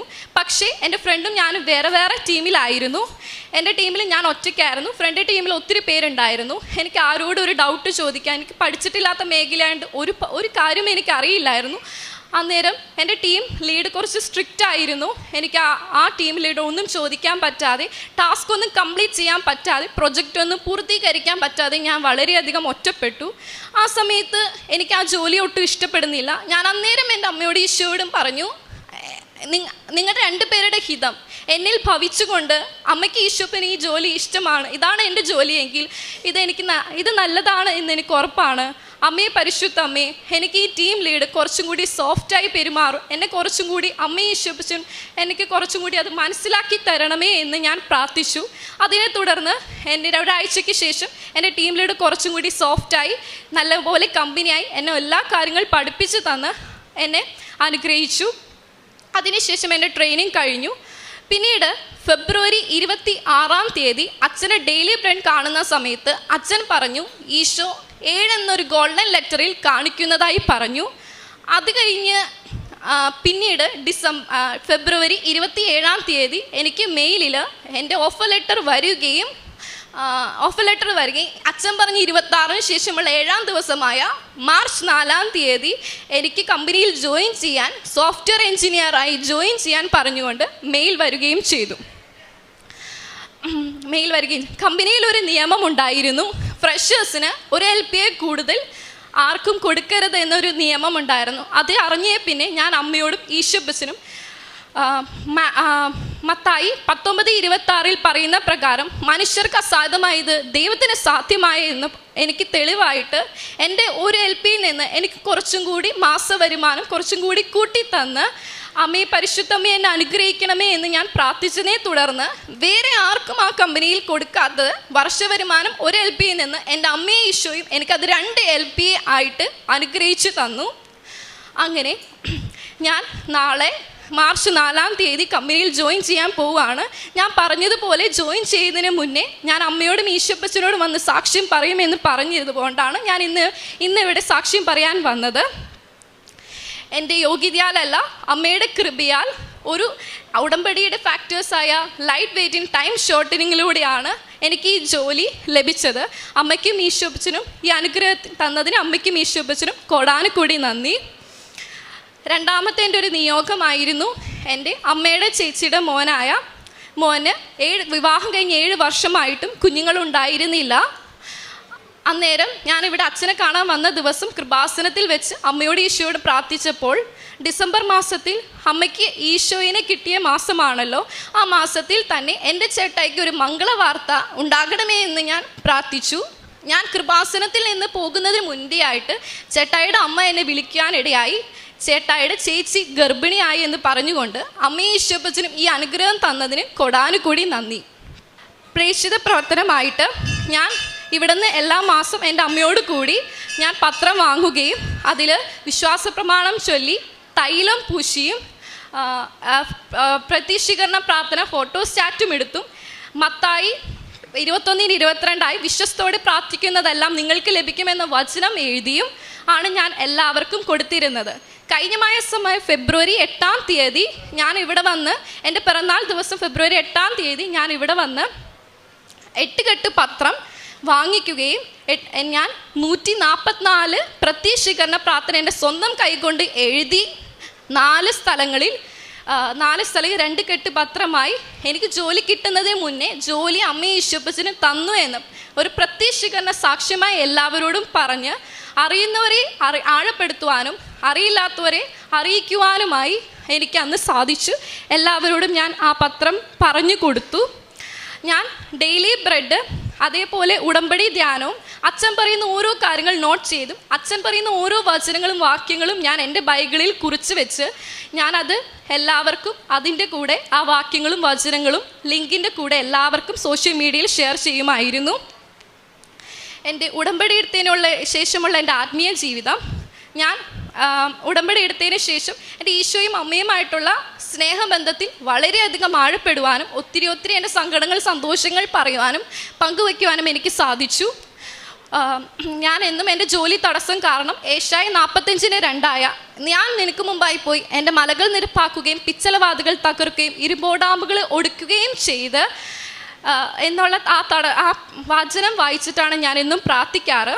ഞാൻ അച്ഛൻ പറഞ്ഞതുപോലെ തന്നെ മർക്കോസ് 1:15 പറഞ്ഞ പ്രകാരം സമയം പൂർത്തിയായി, ദൈവരാജ്യം സമീപിച്ചിരിക്കുന്നു, അനുദപിച്ച് സുവിശേഷത്തിൽ വിശ്വസിക്കും എന്ന് പറഞ്ഞ പ്രകാരം കുംഭസാര ജപം ചൊല്ലി വേണം, അനുദപിച്ച് പാപങ്ങൾ ഏറ്റു പറഞ്ഞിട്ട് വേണം സുവിശേഷം വായിക്കാൻ എന്ന് പറഞ്ഞതിന് പ്രകാരം ഞാൻ ബൈബിൾ വായിക്കുമ്പോൾ കുംഭസാരം ചൊല്ലി എൻ്റെ പാപങ്ങൾ ഏറ്റു പറഞ്ഞ് അനുദപിച്ചിട്ടാണ് സുവിശേഷങ്ങൾ വായിക്കാറ്. ഞാനൊരു യാക്കോബായ സഭയാണ്, അവിടത്തെ പോലെ 40 ദിവസം കഴിഞ്ഞിട്ടാണ് കുമ്പസാരിക്കാറ്. പക്ഷേ ഞാൻ 2 ആഴ്ച കൂടുമ്പോൾ കുമ്പസാരിക്കുകയും വിശുദ്ധ കുർബാന ഒത്തിരി പ്രാവശ്യം വിശുദ്ധ കുർബാനയ്ക്ക് പങ്കാളിയാകുകയും വിശുദ്ധ കുർബാന അനുഭവിക്കുകയും ചെയ്യാറുണ്ട്. ഞാൻ രാവിലെ 5:30-ക്കും ഉച്ചയ്ക്ക് അമ്മ പ്രത്യക്ഷപ്പെട്ട സമയമായ 2:30-ക്കും വൈകുന്നേരം എൻ്റെ കുടുംബത്തോടു കൂടി ജപമാലയും ചൊല്ലി ഞാൻ പ്രാർത്ഥിക്കാറുണ്ട്. കാരുണ്യ പ്രവൃത്തിയായിട്ട് ഞാൻ ചെയ്യാറ് അമ്മയുടെ കൂടെ അനാഥശാലയിൽ പോയി എല്ലാവർക്കും ഒരു നേരത്തെ ആഹാരം കൊടുക്കുകയും എനിക്ക് കിട്ടുന്ന പോക്കറ്റ് മണിയായിട്ട് കിട്ടുന്ന പൈസ എല്ലാം കൂട്ടിവെച്ച് കുടുക്കയിൽ സൂക്ഷിച്ച് അത് കൂട്ടി ഞാൻ എല്ലാവർക്കും ആഹാരമായി കൊടുക്കാറുണ്ട്. അമ്മയെ ഈശോപ്പച്ചിൽ നിന്ന ഈ അനുഗ്രഹത്തിന് കൊടാനുകൂടി നന്ദി പറഞ്ഞുകൊണ്ട് ഞാൻ എൻ്റെ സാക്ഷ്യം നിർത്തുന്നു. എൻ്റെ വചനങ്ങൾ ശ്രവിക്കുകയും അവ അനുസരിക്കുകയും ചെയ്യുന്നവൻ പാറമേൽ ഭവനം പണിത വിവേകമതിയായ മനുഷ്യന് തുല്യനാണ്. മത്തായിയുടെ സുവിശേഷം 7-ാം അധ്യായം 24-ാം വചനമാണ്. ദൈവവചനം അനുസരിക്കുന്ന ഏത് വ്യക്തിയും പാറമേൽ പണിത ബുദ്ധിമാനായ മനുഷ്യനാണ്. വചനമനുസരിച്ച് നടപ്പാക്കുന്ന വ്യക്തികൾ പാറമേൽ പണിത വീട് പോലെയാണ്. കാറ്റും മഴയും പ്രളയവും വന്നാലും ആ വീട് തകരില്ല. മനുഷ്യജീവിതത്തിൻ്റെ അടിസ്ഥാനം പണമാണെങ്കിൽ പ്രശ്നം വരുമ്പോൾ നമ്മൾ തളർന്നു പോകും. മനുഷ്യബന്ധങ്ങളാണ് അടിസ്ഥാനമെങ്കിൽ നമുക്ക് നിരാശപ്പെടാം. പക്ഷെങ്കിൽ ദൈവവചനത്തിൽ അടിസ്ഥാനമായ ഒരു ഉടമ്പടി ജീവിതമാണെങ്കിൽ ഏത് പ്രതിസന്ധികളിലും തരണം ചെയ്യാനും നിലനിൽക്കാനുമുള്ള ഒരു ധൈര്യമാണ് ഉടമ്പടി മക്കളുടെ ജീവിതത്തിൽ നാം കാണുന്നത്. ഈ കൊച്ചുമകൾ എൽന തങ്കച്ചൻ ഉടമ്പടി ജീവിതത്തിലേക്ക് ചുവട് വെച്ച് വരുന്നതേ ഉള്ളൂ. എങ്കിലും നല്ലൊരു പാറമേൽ പണിത വിവേകമതിയായ ഒരു മനുഷ്യന് തുല്യമായ പോലെ ഒരു പാറമേലുള്ള ഒരു വിശ്വാസത്തിൻ്റെ വലിയൊരു സാക്ഷ്യമാണ് നാം ഓരോരുത്തരും കേട്ടതിവിടെ. പരിശുദ്ധമ്മ പ്രത്യക്ഷപ്പെട്ട ഈ ആലയത്തിൽ പ്രത്യക്ഷീകരണത്തിൻ്റെ സാക്ഷിയായിട്ട് സാക്ഷ്യം പറയാഞ്ഞിട്ട് വേണം ഈ മകൾക്ക് ജോലിക്ക് കയറുവാൻ എന്നുള്ള ഒരു ഈശോയുടെ അമ്മയോട് പറഞ്ഞതിന് പ്രകാരം ഇന്ന് ഈ മകൾ ഇവിടെ വരികയും പരിശുദ്ധ അമ്മയുടെ സാക്ഷിയായിട്ടാണ് നമ്മൾക്ക് വേണ്ടി ആ സാക്ഷ്യം പങ്കുവച്ചത്. പരിശുദ്ധ അമ്മയെ കൂടെയുള്ളപ്പോൾ, ഈശോയുടെ അമ്മയുടെ സാന്നിധ്യം കൂടെയുള്ളപ്പോൾ നമുക്കൊന്നും പേടിക്കേണ്ട, ഭയപ്പെടേണ്ട ആവശ്യമില്ല എന്നാണ്. ഇന്ന് ഈ മകൾ സോഫ്റ്റ്വെയർ എഞ്ചിനീയറായിട്ടാണ് നാളെ ജോയിൻ ചെയ്യാൻ പോകുന്നത്. അത് ഇമ്മൾ വീണ്ടും പറഞ്ഞത് ഇൻ്റർവ്യൂവിന് പോയപ്പോഴൊക്കെ എൻ്റെ മെറിറ്റ് അല്ല, എൻ്റെ ദൈവത്തിൻ്റെ കൃപയാണ്, not by merit but by grace എന്നാണ്. പിന്നെ 2 വർഷത്തോളം കാത്തിരുന്ന ജോലിയാണ് അത്. ടൈം ഷോർട്ടണിൻ്റെ അമ്മ, സമയച്ചുരുക്കത്തിൻ്റെ അമ്മയാണ്. ആ ജോലി ഉടമ്പടി എടുത്ത ഉടനെ തന്നെ ഈ മകൾക്ക് നല്ലൊരു ജോലി നൽകി അനുഗ്രഹിക്കുകയും ചെയ്തത്. ഈശോയുടെയും അമ്മയുടെയും അനുഗ്രഹം കൂടെ ഉള്ളതുകൊണ്ട് ഉടമ്പടി മക്കൾക്കൊന്നും ഭയപ്പെടേണ്ട ആവശ്യമില്ല. ഉടമ്പടിയിൽ ഈ കൊച്ചുമക്കളുടെ ഓരോ സാക്ഷ്യങ്ങളിലും വെളിപ്പെടുത്തുന്നത് അതുകൊണ്ടാണ്. പാറമേൽ പണിത ഒരു വലിയ ഭവനം പോലെ തന്നെയാണ് ഉടമ്പടി ജീവിതത്തിൽ നമ്മൾ പടുത്തുയർത്തുന്ന നമ്മുടെ ഭാവി ജീവിതം, നമ്മുടെ ഇന്നത്തെ ജീവിതം. പരിശുദ്ധ അമ്മ കാനായിലെ വിവാഹ വിരുന്നിൽ അവിടെ വെച്ച് അമ്മ പറയുന്ന സമയച്ചുരുക്കത്തിൻ്റെ അമ്മയാണ്. അവർക്ക് കുടുംബത്തിൽ വീഞ്ഞില്ല എന്ന് പറഞ്ഞപ്പോൾ അമ്മയാണ് അവരെ സഹായിച്ചത്. പരിശുദ്ധ അമ്മ ഇന്നും നമ്മുടെ കൂടെയുണ്ട്, ഉടമ്പടി മക്കളുടെ കൂടെ. നമ്മുടെ ഓരോ കാര്യങ്ങൾ ഏറ്റെടുക്കുവാനും പരീക്ഷയിലുള്ള ഭയങ്ങളും ഇൻ്റർവ്യൂവിലുള്ള ഭയങ്ങളും ജോലിയില്ലായ്മയിലുള്ള ബുദ്ധിമുട്ടുകളും എല്ലാം ഏറ്റെടുക്കാനായിട്ട് ഈശോയും അമ്മയും നമ്മുടെ കൂടെയുണ്ട്. നമ്മുടെ വിശ്വാസത്തിൽ, നമ്മുടെ വചനത്തിൽ നമുക്ക് ഉറച്ചു നിൽക്കാം. എൻ്റെ ഈ വചനങ്ങൾ ശ്രവിക്കുകയും അവ അനുസരിക്കുകയും ചെയ്യുന്നവൻ പാറമേൽ ഭവനം പണിത വിവേകമായ മനുഷ്യനെ പോലെ പറഞ്ഞതുപോലെ നമ്മുടെ ജീവിതവും ഉടമ്പടി എന്ന ഈ വലിയ പദ്ധതിയിൽ ഉറച്ച് വിശ്വസ്തയോടെ നമ്മുടെ ഉടമ്പടി ജീവിതം നമുക്ക് മുന്നോട്ട് നയിക്കാം. നമ്മുടെ ജീവിതവും പാറമേൽ പണിത ഭവനം പോലെ ആകട്ടെ എന്ന് നമുക്ക് പ്രാർത്ഥിക്കാം. എല്ലാ തങ്കച്ചനും കുടുംബത്തിൽ ഈ മകൾ വീണ്ടും ഒരു കാര്യം പറഞ്ഞത് പ്രേക്ഷിത പ്രവർത്തനമാണ്.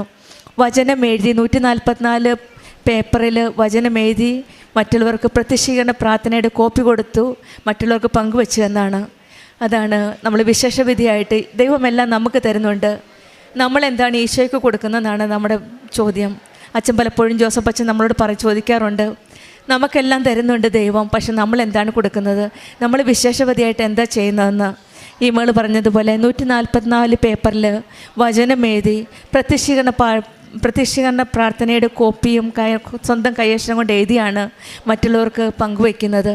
ഈ കൊച്ചുമകൾ നമ്മൾ പറയാം ഒരുപക്ഷെ പഠിത്തമുണ്ട്, പരീക്ഷയുണ്ട്, പക്ഷെങ്കിൽ ഈ മകൾ വിശേഷവിധിയായിട്ട് സമയം കണ്ടെത്തി മറ്റുള്ളവർക്ക് വേണ്ടി ആ വചനം മറ്റുള്ളവർക്ക് അറിയാത്തവരെ അറിയിക്കാനും അറിഞ്ഞവരെ ആഴപ്പെടുത്തുവാനുമുള്ള ശ്രമമാണ് ഈ കൊച്ചു പ്രായത്തിൽ തന്നെ ഈ മകളെടുക്കുന്ന വിശേഷവിധിയായിട്ട് ചെയ്യുന്ന പ്രവൃത്തികൾ. സുവിശേഷ പ്രഘോഷണം നമ്മുടെ ജീവിതത്തിൽ കൂടുതലും ദൈവത്തെ അറിയാനും നമ്മളറിഞ്ഞ് നമ്മളനുഭവിച്ച ആ അനുഭവം മറ്റുള്ളവർക്ക് പങ്കുവെക്കാനും നമുക്ക് സാധിക്കട്ടെ എന്ന് പ്രാർത്ഥിക്കാം. ഈ മകളുടെ യാക്കോബായിട്ട് നിയമപ്രകാരം 40 ദിവസത്തിൽ ഒരു ദിവസം കുമ്പസാരിച്ചാൽ മതി. പക്ഷെങ്കിൽ ഉടമ്പടി നിയമപ്രകാരം നിബന്ധന പ്രകാരം 2 ആഴ്ച കൂടുമ്പോഴാണ് കുമ്പസാരം. അതനുസരിച്ച് ഉടമ്പടി നിബന്ധന അനുസരിച്ച് 2 ആഴ്ചയിൽ കുമ്പസാരിക്കുന്ന ഒരു മകളാണ്. നമ്മുടെ ജീവിതത്തിൽ ഉടമ്പടി ജീവിതം വലിയ മാറ്റങ്ങളാണ് വരുത്തുന്നത്. ഒരു ആത്മീയ ജീവിതം, എന്തും തന്നെ ചെയ്യാനുള്ള ധൈര്യം, എന്തും നമ്മുടെ കൂടെ ഈശോയും അമ്മയും കൂടെ ഉണ്ടെന്നുള്ളൊരു ധൈര്യം ലഭിക്കുന്നത് ഉടമ്പടി ജീവിതം വിശ്വസ്തയോടെ ജീവിക്കുമ്പോഴാണ്. നമ്മുടെ ജീവിതത്തിലും കൂടുതൽ വിശ്വസ്തയോടെ, കൂടുതൽ തീഷ്ണതയോടെ ഉടമ്പടി ജീവിതം നയിക്കാൻ നമുക്കും പ്രാർത്ഥിക്കാം. എല്ലാ തങ്കച്ചിനും കുടുംബത്തിനും ലഭിച്ച എല്ലാ അനുഗ്രഹങ്ങൾക്കും നമ്മൾക്ക് കരങ്ങളടിച്ച് ദൈവത്തെ മഹത്വപ്പെടുത്താം. യേശുവേ നന്ദി.